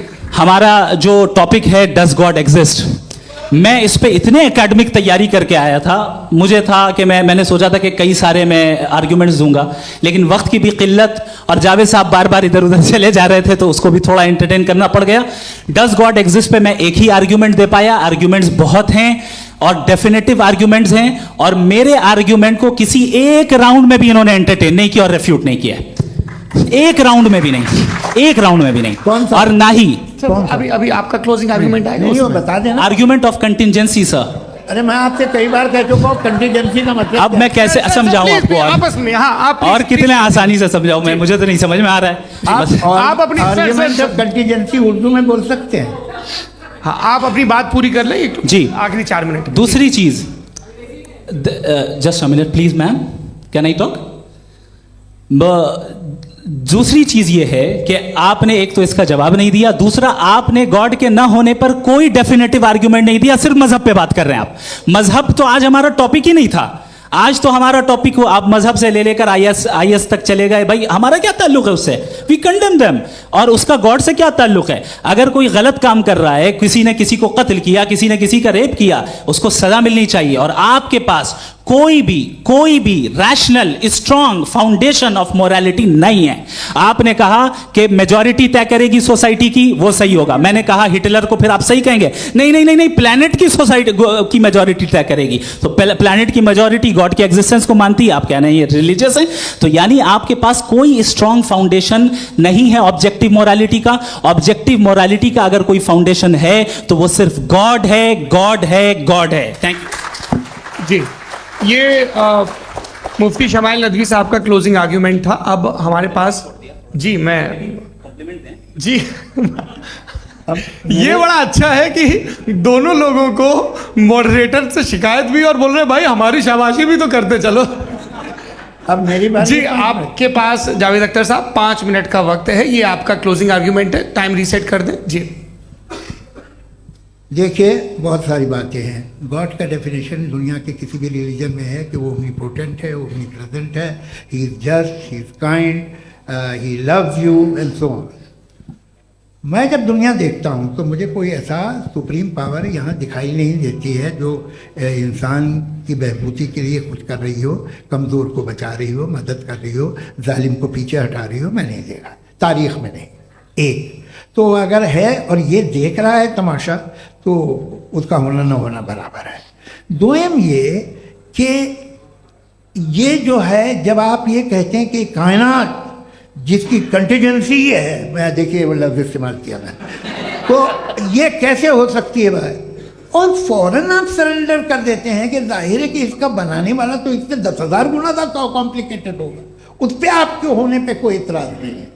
उसे वो टाइमलेस है, वो पहले से था, टाइम तो बहुत बाद में आया। ये सब आप मानने को तैयार है जिसका आपके पास कोई सबूत नहीं, आपके पास कोई रीज़न नहीं है। आपकी तारीख क्या है मजहबों की?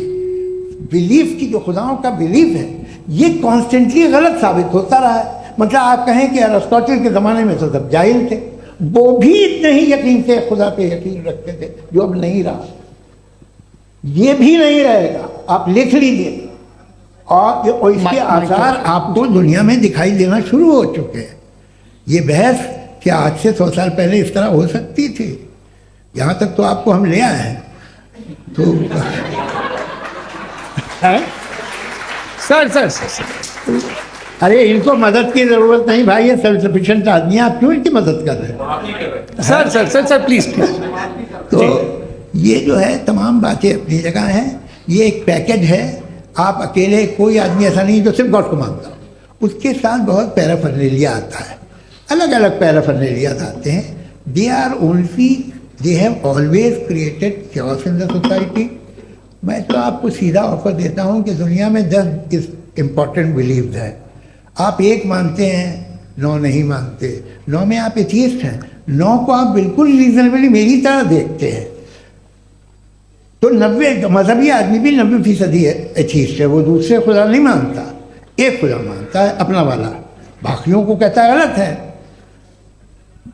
अगर आप मानना ही बंद कर दें तो आपका 10% चांस है कि आप सही हैं और 90% चांस है कि आप गलत हैं।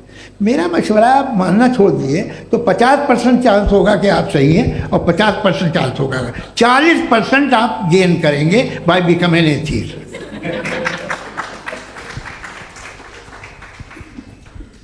ये एक फरसूदा ख्याल है, ये ख़त्म हो रहा है। हो सकता है मेरी ज़िंदगी में ना हो, लेकिन ये हो जाएगा। जो बातें ये इनको आप मेटाफिजिकल, ये वो ऐसे रिस्पेक्टेबल टर्म दे दिए, ये तो उन लोग के हैं जिन्हें ना फिजिक्स मालूम थी ना मेटा मालूम था, ये उन्होंने आपको दिए हैं। जी बहुत शुक्रिया आप दोनों लोगों का। और अब इस बातचीत का आखिरी राउंड शुरू होगा, डज गॉड एग्जिस्ट की ये बहस मुफ्ती शमाइल नदवी और जावेद अख्तर साहब के बीच। आप लोग अपने अपने हाथ ऊपर करेंगे, मैं यहाँ से तय करूँगा। और माइक हमारे पास है क्या? एक ही माइक है ऑडियंस के लिए? 2 माइक है, एक इस तरफ एक इस तरफ, ठीक है।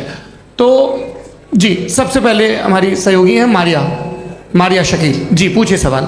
थोड़ा सा रुकेंगे ताकि कैमरे का फ्रेम आप पर आ जाए, आपकी तो प्रैक्टिस है टीवी की। जी नदवी साहब, मैं खुदा को मानती हूँ, पहले मैं इसी प्रमाइस से शुरू कर रही हूँ और ये बता रही हूँ आपको, मैं मानती हूँ।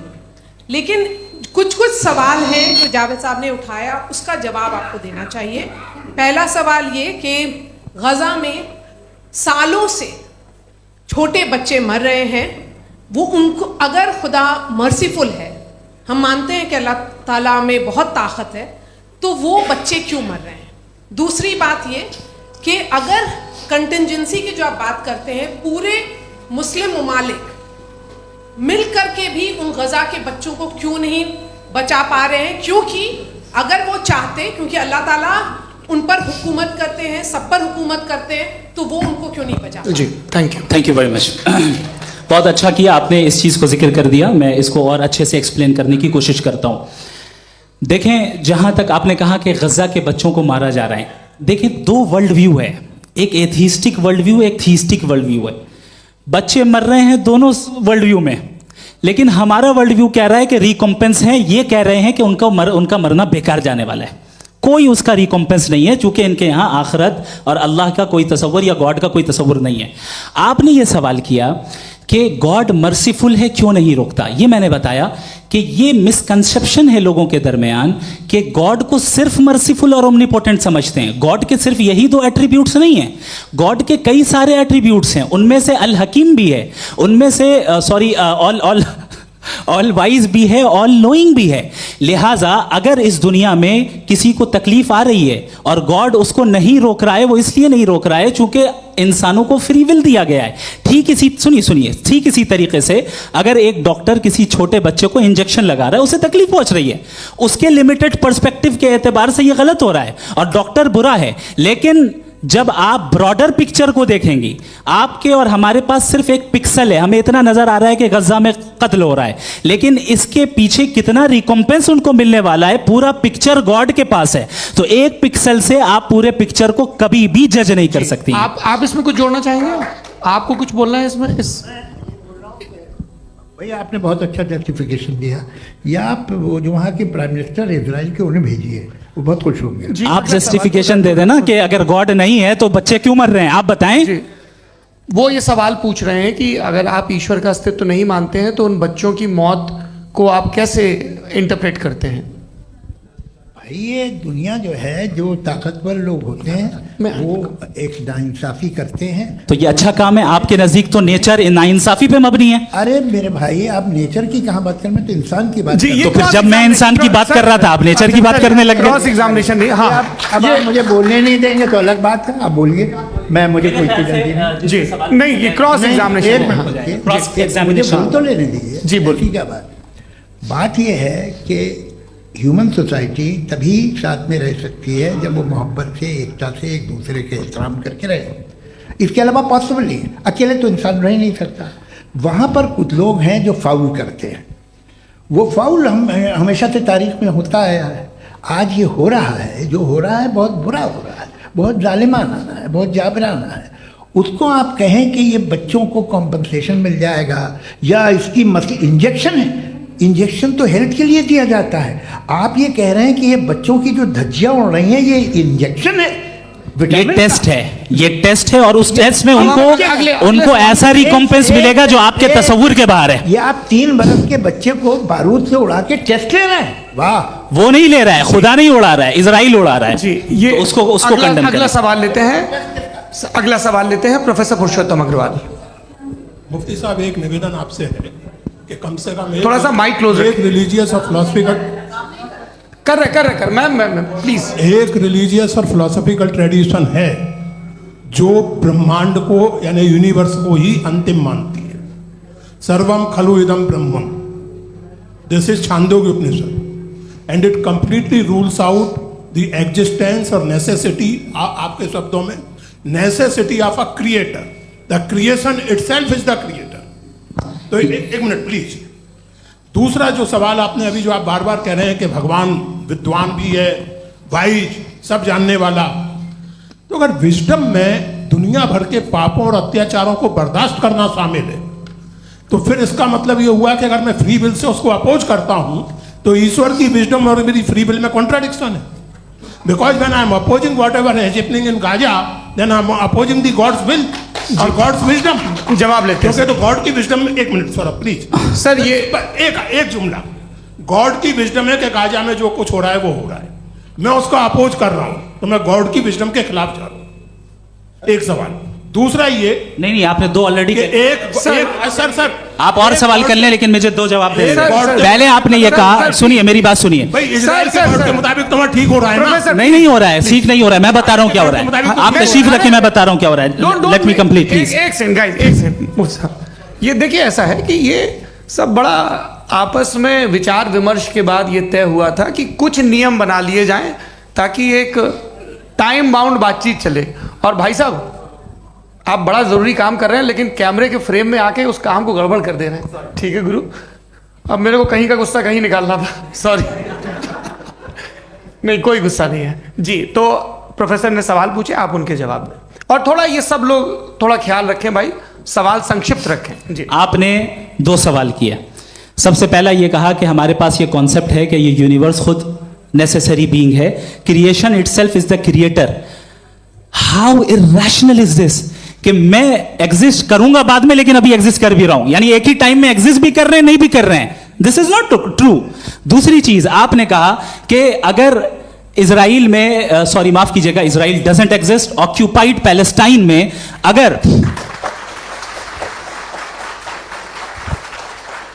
अगर ऑक्यूपाइड पैलेस्टाइन में बच्चों को मारा जा रहा है फ्री विल की वजह से और गॉड नहीं रोक रहा, ये कॉन्ट्रडिक्शन है। ये बताइए कि एक एग्जाम में एक बच्चा गलत आंसर लिख रहा है, सुनिए, एग्जामिनर चाहे तो रोक सकता है, क्यों नहीं रोक रहा है? ये कॉन्ट्रडिक्शन है, ये कॉन्ट्रडिक्शन नहीं है। सर, माइक नहीं सर, ये आपस में जी, ये क्या आपका सवाल?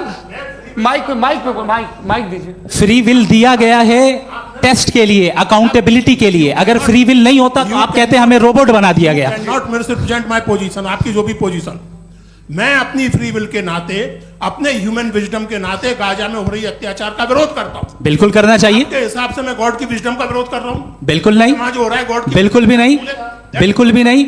उसका वहां पर गाजा में कत्ल होना ये इंसानों के गलत इस्तेमाल का नतीजा है, फ्री विल के इस्तेमाल का नतीजा है। गॉड इसका हुक्म नहीं देता, उससे रोकता है। यही तो मसला है ना। आपके लिए कॉन्सेप्ट क्लियर नहीं है? नहीं भाई, आपने तो बताया था इंजेक्शन लगाने से बच्चे को तकलीफ होती है, ये इंजेक्शन लगा। सर आप ऐसे रेटोरिक स्टेटमेंट दें तब तो कोई मसला नहीं आपने समझते बोला कि रहेंगे। injection this is a rhetoric statement, this is not a logical argument sir. I am sorry, I am sorry. आखिरी 30 मिनट बड़े मुश्किल होने वाले हैं। हाँ। जी मुफ्ती साहब आगे बैठे हैं, इनको माइक दीजिए।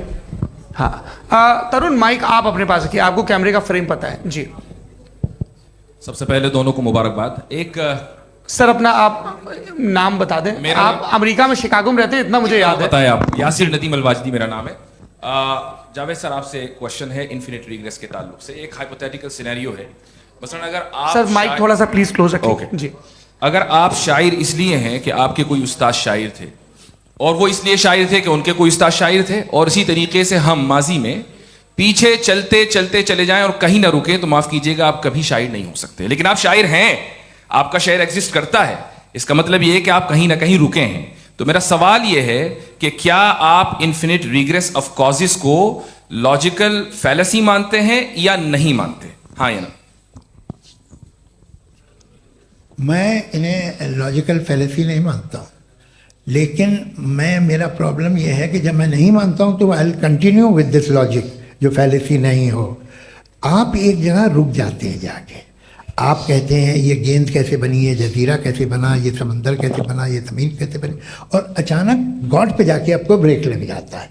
एक बार आप सवाल नहीं करते कि भाई इनको बनाने वाला तो इनसे भी कॉम्प्लिकेटेड होगा, वो कैसे बना, उसके बारे में आपने इत्मीनान कर लिया, वो हमेशा से है। तो अगर आप उसे हमेशा से मानते हैं तो फिर ये मान लीजिए कि कायनात हमेशा से है, क्या तकलीफ फिर हम वजूद में नहीं आते जी है? हम मौजूद नहीं। अच्छा सर क्यों नहीं हो मैं सकते? बताऊंगा प्लीज प्लीज। जैसे मैंने मिसाल दी आपके शेर, आपका शेर कभी वजूद में ना आता अगर शायर इसी तरह चलते रहते हमेशा। जी माइक माइक मेरे ख्याल से एक सेकंड। इन्फिनिट रिग्रेस का कॉन्सेप्ट क्लियर नहीं हो पाया। ऐसे रहने दें, लेट्स मूव ऑन सर। ठीक है। हाँ थोड़ा सा मॉडरेटर का भी ख्याल रखें। नहीं नहीं आपने तो रखा है, आपने रखा है। यहाँ पे गौहर रजा साहब हैं, वो भी एक सवाल पूछना चाहते हैं। माइक नीचे से ऑन कर दिए, नीचे। पहले तो ये कह दूं कि मैं उन बच्चों से शर्मिंदा हूं जिनको गजा में कत्ल किया गया, क्योंकि हमारे होते हुए कत्ल किया गया। लेकिन उससे ज़्यादा शर्मिंदगी इस बात से हुई कि मुझे लगा कि मुफ्ती साहब उसको जस्टिफाई कर रहे हैं। बिल्कुल भी नहीं। आप बहुत ही गलत। मुझे लगा मैं गलत हो सकता हूं। बिल्कुल गलत मैं है। सवाल पूछ रहा हूं। सवाल मैं देखिए, सवाल अगर पूछ रहा हूं। एक मैं जावेद भाई से डिसएग्री करता हूं। एक सेकंड देखिए, अगर देखिए ऐसा एक सेकंड आप सर वेट अरे आप कुछ मेरे पहले मुझे अपनी बात कह लेने दीजिए। अगर ऑडियंस तय करेगी तो फिर मॉडरेटर का मतलब नहीं। मेरा आप सबसे ये कहना है, ये बहस दो लोगों के बीच में है, एक तरफ मुफ्ती साहब, एक तरफ जावेद साहब। पिछले 1.5 घंटे से ये लोग अपने अपने तर्क रख रहे हैं। आपकी इनसे इत्तेफाकी हो सकती है, ना इत्तेफाकी हो सकती है। मेरे उस्ताद मुझे सिखा गए हैं कि मुखामुखम में असहमति की गुंजाइश बची रहनी चाहिए। अगर मैं आपकी बहुत इज्जत करता हूं गौहर साहब, आपने जो कमाल की किताबें लिखी, साइंटिफिक टेम्परामेंट, लेकिन मेरी ये गुजारिश है आप सबसे कि यदि आप इन लोगों ने जो बोला उन पर टिप्पणियां करेंगे तो ना वक्त की पाबंदी रहेगी ना वो अनुशासन। आप सवाल पूछ लें, उस सवाल में जो बात आ जाए वो आ जाए। मैं जावेद साहब से डिसएग्री करता हूं, इसलिए जावेद साहब से सवाल पूछ रहा हूं। आपका सवाल जावेद अख्तर साहब से। और सवाल यह है मेरा कि जावेद साहब ने कई बार लॉजिक का इस्तेमाल किया कि साइंस में लॉजिक है और रिलीजन में लॉजिक नहीं है। मेरा ख्याल यह है कि रिलीजन में भी लॉजिक है, लेकिन उस लॉजिक की बेसिस ये है कि आप रुक जाते हैं, जिसका जिक्र जावेद साहब ने बार बार किया। यानी खुदा के तसव्वुर पे आते हुए, गॉड के तसव्वुर पे आते हुए रुक जाते हैं। और इसमें सवाल पूछना मतलब फॉरबिडन होता है। सवाल यह है कि क्या जावेद साहब इससे एग्री करते हैं कि साइंस की लॉजिक अलग है और रिलीजन की लॉजिक अलग है? बताइए सर। देखिए 3 चीज़ें हैं, साइंस है, एक है मंतिक है, इस्तिदलाल है, और एक जो है कुछ भी नहीं है, फेथ है, अकीदा है। मैं अकीदे की लॉजिक का कायल नहीं हूँ। मुझे आप इस्तिदलाल से, लॉजिक से, रीज़न से समझाइए, मैं मानने को तैयार हूँ, मेरा क्या नुकसान होगा। लेकिन ये कि अकीदे पे मैं नहीं जा सकता हूँ। अकीदे का मतलब है कि तुम ये मान लो, सवाल ना करो, ये नहीं। आप सारी बातें करके, बड़ी साइंटिफिक बातें करके एक जगह जाके खुदा के हुदूद पे रुक जाते हैं, सरेंडर कर देते हैं। मैं सरेंडर करने को तैयार नहीं। That's all. जी, ये आगे सर बैठे हुए हैं, इनको माइक दीजिए। भाई वो आप पूछना चाह रहे थे ना भाई? हाँ, नहीं मैं ये थैंक यू जी। आपका नाम? आसिम इफ्तिखार। आसिफ जी, पूछिए। सर जावेद सर से सवाल है कि आपने अपने माइक थोड़ा करीब है। अपने क्लोजिंग स्टेटमेंट में ये बात कही थी कि मज़हब का जो फ्यूचर है वो ज़्यादा दिन नहीं जाने वाला है, लेकिन मैं देख पा रहा हूँ कि जो ऑक्सफोर्ड यूनिवर्सिटी की एक स्टडी है 2011 में हुई है, जिसके 50 एकेडमिशियंस ने इसको अंजाम दिया था, उसमें वो ये कहते हैं कि जो फेथ इन गॉड है वो इनबिल्ट है ह्यूमन नेचर के अंदर, जिसको हम कहते हैं फितरत के अंदर शामिल है वो।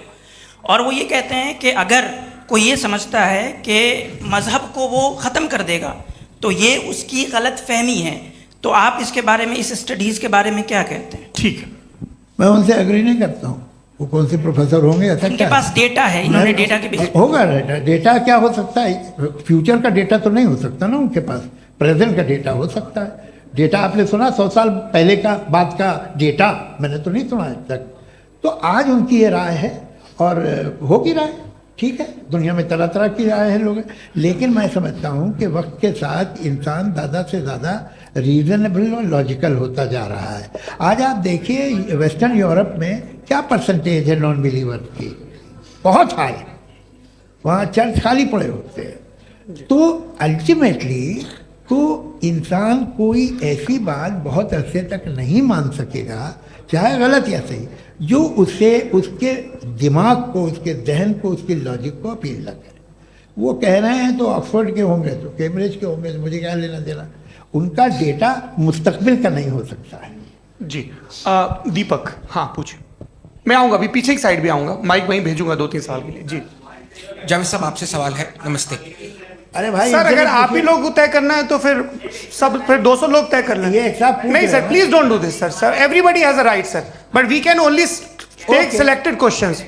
नो सर, अरे ये यंग लोग भी हैं तो इनकी ये अब उतने यंग, भाई आप यंग हैं कि नहीं हैं? एक वो कह रहे हैं वो भी यंग हैं साहब। आप उनकी नौजवानी पर दावा उनको ही करने थे। हाँ मुफ्ती साहब, आप यंग, हाँ पूछे। अरे भैया सर, मेरा सवाल ये है। कुछ इनसे भी तो पूछो। जी नहीं, बस आपसे एक सवाल है। जैसे थीस्टों के पास, अपने जो ईश्वर को मानते हैं, उनके पास अपने सोशल गेट टुगेदर्स हैं। 5 रोज़ आज क्रिसमस आने वाला है, होली है, दिवाली है, ईद है। एथिस्ट क्या ऑफर कर रहे हैं? मतलब मैं इनकी दुकान से बोलूं, मैं आना चाहता हूं उस तरफ, पर मैं अट्रैक्ट नहीं हो पा रहा हूं। मैं सोशल गेट टुगेदर्स क्या है आपके पास? वो ये कह रहे हैं कि जो धार्मिक लोग हैं, अलग अलग धर्म के लोग, उनके उत्सव त्योहार, कॉन्ग्रेगेशन बहुत हैं। अब आपको मैं एक सुनाता हूँ, यहाँ हिस्टोरियन भी बैठे हैं। मृदुला जी, आप बताइएगा सही है क्या? ये एक कॉन्स्टेंटाइन, एक ग्रीक रोमन बादशाह था, जो क्रिश्चियनिटी आने के 400 साल बाद उसने डिसाइड किया कि मैं क्रिश्चियन हो जाऊंगा, मेरी पूरी स्टेट कैंसिल हो जाएगी।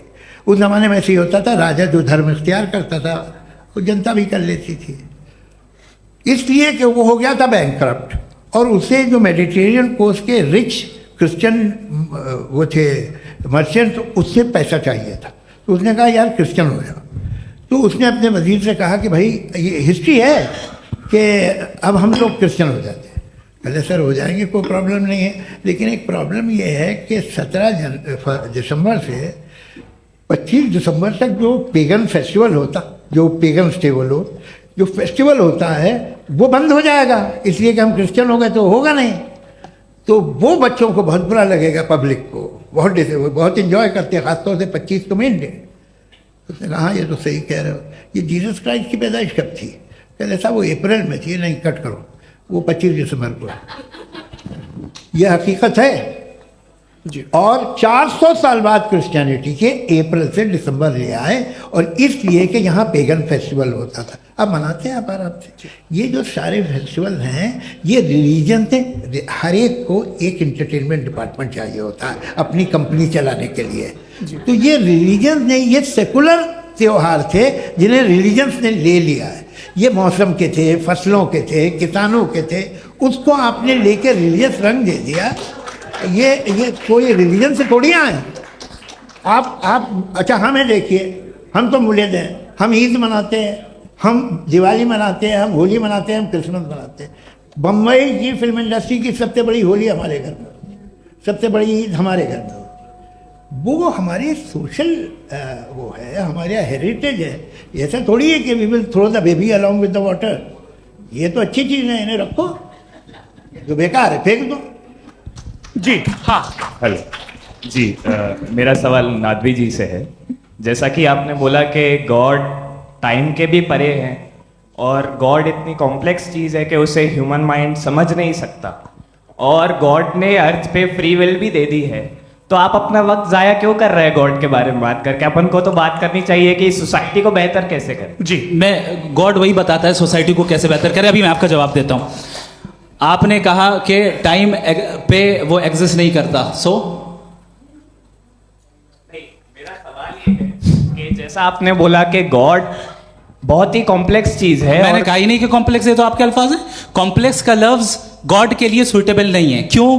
क्योंकि कॉम्प्लेक्स वो चीजें होती हैं जो ऑब्जेक्ट हो। God is not an object जिसको आप इंस्ट्रूमेंट के जरिए लेबोरेटरी में जाके टेस्ट करें, oh it's very complex. No, वो कोई कार का इंजन नहीं है। मेरा वो फिलोसॉफिकली नेसेसरी बीइंग ऐसी बीइंग है जो सिंपल बीइंग है। हाँ, आप उसको मुकम्मल तौर पे उसकी तमाम हिकमतों को जान ले और हर चीज को जान ले, ये पॉसिबल नहीं है, क्योंकि वो ऑल वाइज है, आप ऑल वाइज नहीं है, और वो खुदा है, वो आपको सारी चीजें बता दे, ये जरूरी नहीं।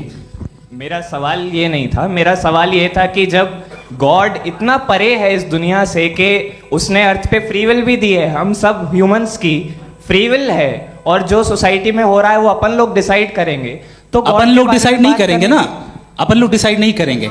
गॉड जो है, गॉड ने वो उसकी जात, उसकी एग्जिस्टेंस टाइम एंड स्पेस से परे है, लेकिन वो हमारा टेस्ट ले रहा है और उसी गॉड ने हमें बताया कि तुम्हें क्या करना है क्या नहीं करना है, तो जाहिर है उस गॉड की बात सुनेंगे ना हम। जी, वो पीछे एक चश्मा लगाए जो मैम खड़ी हैं, उनको दीजिए। हाँ, आप जी जी बिल्कुल आएंगे। देखिए मैं कोशिश कर रहा हूँ सब तरफ जाने की। हाँ, उनको दीजिए माइक। जी, हेलो सर, मैं ओमनी प्रेजेंट नहीं हूँ, टाइम पाबंद हूँ, और जहां तक कोशिश कर सकता हूँ करूंगा। जी, अपना नाम बताइए। मेरा नाम उर्सुला है, मैं दिल्ली यूनिवर्सिटी की एक स्टूडेंट हूँ और मैं स्टूडेंट फेडरेशन ऑफ इंडिया से हूँ। मेरा सवाल मुफ्ती जी से है कि इस हॉल के इस कमरे में बैठ के हम लोग रेप की मोरालिटी के बारे में फिलोसफिकली बात तो कर सकते हैं, बट असलियत ये है कि रोज़मर्रा की ज़िंदगी में औरतें रेप के थ्रू गुजरती हैं, और हम लोग सिर्फ नंबर्स पे इस तरह नहीं देख सकते, क्योंकि कितनी औरतें हैं इन कंट्रीज़ में जहाँ पे आप बता रहे हैं कि केसेस कम हैं, जिनका एक्सेस है कि वो जाके केस फाइल कर सकें। कितनी औरतें हैं जो जिनको काम करने की आज़ादी है उन कंट्रीज़ में। यूरोप में ये आज़ादी आ गई, यूरोप में ये रूल्स आ गए, तो हम आज उसके बारे में बात कर पा रहे हैं। जी, जवाब। आपने ये कहा कि कमरे में बंद होकर हम लोग इस पर फिलोसफिकली बात कर सकते हैं, लेकिन हकीकत में क्या हो रहा है, वो ग्राउंड लेवल पे क्या हो रहा है, जो बहुत गलत हो रहा है, और वो सफ़र कर रही हैं। आई अग्री, बहुत गलत हो रहा है, और जो गलत हो रहा है उसको हमें रोकना है। और क्यों रोकना है, वो गलत क्यों है? हमारे पास इसका ऑब्जेक्टिव फाउंडेशन है, इनके पास उसका ऑब्जेक्टिव फाउंडेशन नहीं है। मैं ये कहना चाह रहा हूँ कि जहाँ पे भी जुल्म हो रहा है, जहाँ पे भी औरत पे जुल्म हो रहा है, या उसकी इज्जत लूटी जा रही है, या उसे तकलीफ पहुँचाई जा रही है, और सिर्फ औरत नहीं, किसी इंसान के ऊपर भी जुल्म हो रहा है, तो उसके खिलाफ खड़ा होना, ये मॉरलिटी हमारे पास गॉड के पास से आई है। वरना जावेद साहब तो कह रहे हैं कि जो है मेजॉरिटी डिसाइड करेगी, तो मेजॉरिटी तो कभी भी बदल सकती है। क्या आप ये थोड़ी सी आपको गलतफहमी है। मैं अगर मेरे जुमले से ये मतलब निकला या मैंने कहा, तो ये जुमला मैं वापस लेता हूँ, ये मेरा मतलब ही नहीं था कि मेजॉरिटी डिसाइड करे। मेजॉरिटी डिसाइड करे तो दुनिया में बड़ी, वैसे आपने कहा था ये जुमला। अच्छा, हो मैं मान रहा हूँ, बाद में रिकैप कर लेंगे। अरे एक सेकंड, मैं अपनी एक्सप्लेनेशन देता हूँ। मुनासिब बात यह है कि हम सब के सब दिल में जानते हैं कि क्या अच्छा है क्या बुरा है, हमें पता है अच्छी तरह से। जो लोग बुरे काम करते हैं उन्हें भी मालूम अच्छा क्या।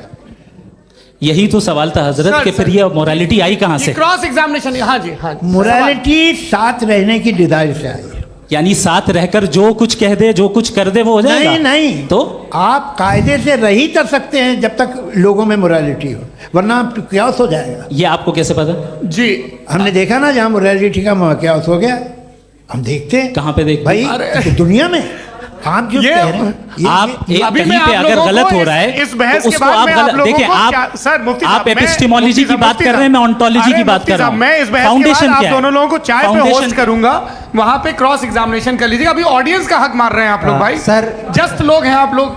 और ये भाई ये हाँ, बच्चे- उधर आएंगे, उधर इनको आएंगे। भी- जी सर, आएंगे आएंगे। अच्छा सर मेरा नाम लईकुर रहमान है और मैं अलीगढ़ मुस्लिम यूनिवर्सिटी का स्टूडेंट हूँ। और जहाँ तक मुझे पता है कि sir you are also product of Aligarh Muslim University. मैं भी उसी चमन का बुलबुल हूँ। हाँ सर, तो बड़ी खुशी हुई मुझे जान करके कि मैं आपसे मिलूंगा। सवाल सर मेरा सवाल यह है, सर सैयद अली रहमा का नज़रिया यह था कि खुदा के वजूद को अक़ल के दायरे में रह कर के तलाश करना, न कि पूरी तौर से उसका इनकार कर देना। Sir how will you define it? नहीं तो ये तो आप इन्हें बताइए। ये सर, असल सवाल में है आपसे। कि खुदा का वजूद साबित कर रहे हैं। नहीं तो सर आपने सैयद इनकार ने किया। कर रखा है, इस वजह से मेरा क्वेश्चन उन्होंने यही सर से एक सेकंड, सर सैयद ने यही कहा ना कि जी। अक्ल से आप खुदा के वजूद को हाँ। साबित नहीं कर सकते, यही कहा ना भाई। वो उन्होंने कहा कर सकते हैं और वो कर दिया गया आज। हाँ, वो फोन दो। तलाश करना या साबित करना अक्ल से अक्ल से नहीं हो सर सर, अरे सवाल तो सुन लीजिए जी। अक्ल से नहीं हो सकता है, यही कहा ना आपने। अक्ल से हो सकता है। अरे वो यही कह रहे हैं भाई, आप बता रहे हो सकता है, वो तो कुछ और। आप अगर सर देखो नौजवान, फोन ले लो, इतनी कमाल की यूनिवर्सिटी है। अरे भाई दे दो मेरी ना बात जरा, तो- एक मिनट अरे दे दो मेरे भाई माइक। मेरी बात सुनो, नहीं, माइक मैं पे समझ- बोलो ताकि जो लाखों लोग देख रहे हैं। माइक दे दो ना। अरे देंगे ना माइक, तुम ठहरो तो। हाँ सर मेरा सवाल ये था कि सर सैयद अलैहि रहमा का एक नज़रिया था अपना कि खुदा का जो वजूद है उसको अक़ल के दायरे में रह करके तलाश करना है, न कि पूरे तौर से इनकार कर देना है। ये उनका कॉन्सेप्ट था। लेकिन मेरा सवाल ये है कि आप इसको कैसे डिफाइन करते हैं, एक्सप्लेन कैसे करेंगे? मैं आपसे मैंने जानना अक़ल चाहता के दायरे हूँ, में- चूँकि you are the product of Aligarh Muslim University. मुझे अक्ल के दायरे में रखे मैंने बहुत तलाश की, मुझे मिला नहीं। हाँ ये इधर उधर वो चश्मा लगाए जो, हाँ उनको दे दिया। जी जी फटाफट पूछिए, बस 5 मिनट है, 5 मिनट में खत्म हो रहा है। हाँ अस्सलाम वालेकुम मुफ्ती साहब। एंड मेरा सवाल जावेद अख्तर साहब से। क्या नाम है आपका? अरे भैया सब मुझे तो पूछ रहे हो यार। फैज पूछिए फैज साहब। तो मेरा सवाल ये है कि अभी जो एथियस्ट है वो problem of evil argument use कर रहे हैं अगेंस्ट मुस्लिम्स, राइट? कि इस दुनिया में इतना सारा ईवल है और अगेंस्ट मुस्लिम तो यहाँ अगेंस्ट थियस्ट। हाँ थोड़ा सा करेक्ट कर लीजिए भाई, पूरी मशक्कत ही इसी बात की थी कि किसी एक मजहब पे बात न टिके। जी, तो बेसिकली ये आर्ग्यूमेंट ऐसा है कि इस दुनिया में इतना ज़्यादा ईवल एग्जिस्ट करता है और अगर एक ऑल गुड गॉड है तो वो रोकता क्यों नहीं है? लेकिन इस सवाल में एक हिडन अजम्पशन ये है कि इस दुनिया में ईवल एग्जिस्ट करता है। अब एथियस्ट ये कैसे ऑन्टोलॉजिकली प्रूव कर सकते हैं कि इस दुनिया में ईवल एग्जिस्ट करता है? मैं आपको बताता हूँ, थोड़ा सा समझा। नहीं सर हम लोग इनको सुनने आए। नहीं please don't do that. I want to explain ontology. नहीं हम समझ गए सर, इनको अब जवाब देने दीजिए। अच्छा सवाल पूछ लो। मैं अभी तक क्या था वो मैं थोड़ा सा ऐड ऑन कर लेता हूँ। तुम गुरु, तो हम जब इसका राउंड 13 करेंगे ना तब तुमको स्टेज पे बिठाएंगे। जी तो हाँ जल्दी से। तो देखिए एथियज्म के हिसाब से सब कुछ रैंडमली बन गया है, सब कुछ एटम्स और मॉलिक्यूल्स है। एक पत्थर में और मुझ में सिर्फ इतना फर्क है कि हम लोग एटम्स और मॉलिक्यूल्स का अलग अलग रीअरेंजमेंट है। अब एक पत्थर को कोई इंसान तलवार से 2 टुकड़ों में काट दे या मुझे, according to atheism it is same. There is no evil and good according to atheism. जी अच्छा फैज साहब का सवाल ये है कि हाँ कोशिश भी करते तो इससे गलत सवाल नहीं कर पाते। एक लाइफ फॉर्म है और लाइफ फॉर्म में फीलिंग्स हैं, मतलब लाइफ फॉर्म सुनता है, देखता है, टेस्ट कर सकता है, फील कर सकता है। तो उसकी जो ये जो क्वालिटी इस बबल में आ गई हैं, तो वो जानवर में भी है, इंसान में भी है। तो जाहिर है कि उसे कोई तकलीफ पहुंचेगी, तो चूंकि उसके पास वो सेंसिटिविटी है तो मैं करेगा। पत्थर में वो सेंसिटिविटी नहीं है। तो ये क्या सवाल हुआ कि अगर पत्थर को काटा तो पत्थर को तकलीफ नहीं होती, तो आपको काटे तो आपको क्यों तकलीफ हो? बैठ जाइए। जी हाँ अगला सवाल। हाँ पूछे जी जावेद अख्तर साहब। अरे भैया सब आप लोग मुफ्ती साहब को छोड़ रहे हैं और मेरे ही पीछे पड़े हैं क्या? फिर चलो बोलो भाई।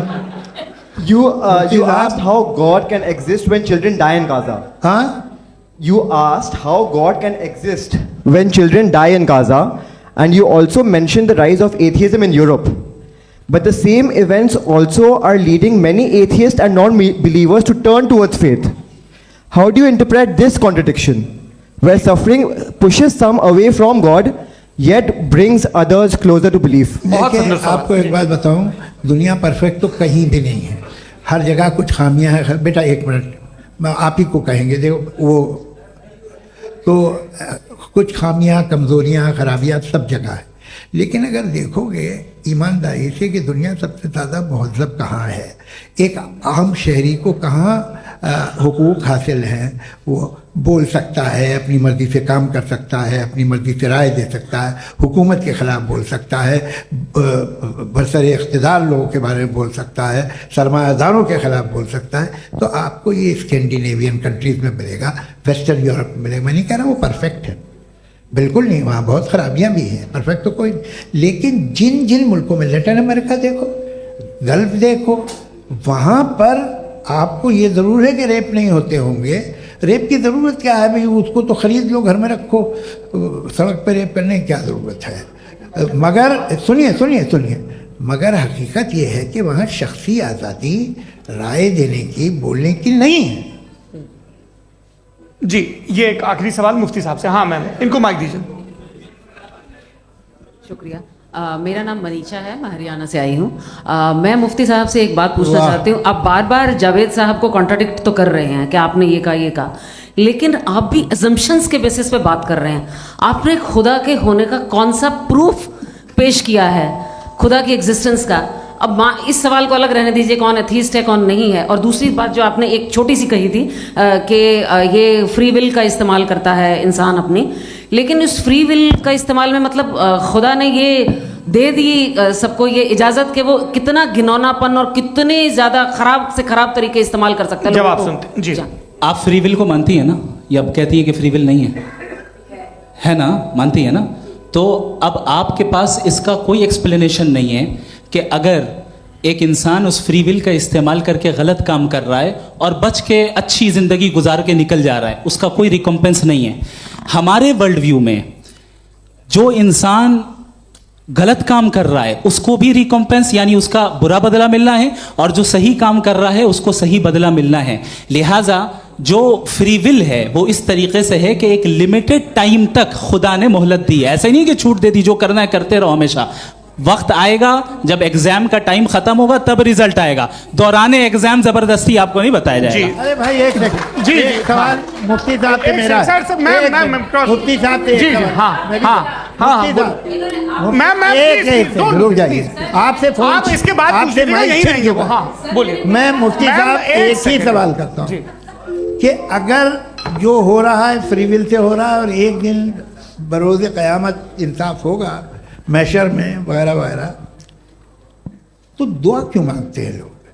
दुआ मांगते हैं इसके मतलब है अभी भी उसने ये डिपार्टमेंट रखा है कि मैं रोज़मर्रा की ज़िंदगी में बिल्कुल बिल्कुल ही कैन। तो तुम कैन हो, तुम मुझे नौकरी दिला देते हो, मेरे बेटे को ग्रीन कार्ड दिला देते हो, और 45,000 बच्चे मरते हो, उन्हें रोकते नहीं हो। नहीं तो क्या आप ये कह रहे हैं कि इस दुनिया में जालिमों को कभी पकड़ ही नहीं होती है? अरे जो भी पकड़ होगी वो बच्चे रोते हैं। बिल्कुल, देखिए मैंने अपने ओपनिंग स्टेटमेंट में यही कहा था कि जनाब जावेद साहब सिर्फ इमोशनल आर्गुमेंट देंगे। This is an emotional argument. ये छोटे मोटे इसके पीछे का रीजन मैंने बताया क्या है, देखिए मैं इसके पीछे का रीजन क्या है मैंने बताया। मंच से आप लोगों को सज्जनों इसलिए कह रहा हूं ताकि थोड़ा सा आपके कॉन्शियंस पे जोर रहे कि आपको ऑर्डर बचा के रखना है। वक्त तय हुआ था, ये वक्त पूरा हुआ, आपने इतने धैर्यपूर्वक सुना, मैं आप सबका बहुत बहुत शुक्रगुजार हूं। यदि इन दोनों विद्वानों की इच्छा होगी तो कभी हम इस बातचीत का राउंड 2, राउंड 3, यही तो देखिए खूबी है इंसान की कि बहस मुबाहसे में वो पड़ा रहता है। आप लोगों ने बड़े धैर्य का परिचय दिया, बहुत बहुत शुक्रिया। इसी के साथ ये बातचीत यहाँ पे समाप्त होती है। मैं एक बात बता दूं, ये सारी बहस हो गई, अब मुफ्ती साहब और बड़े मुफ्ती साहब इन साथ के साथ मैं खाना खाने वाला हूँ। अच्छा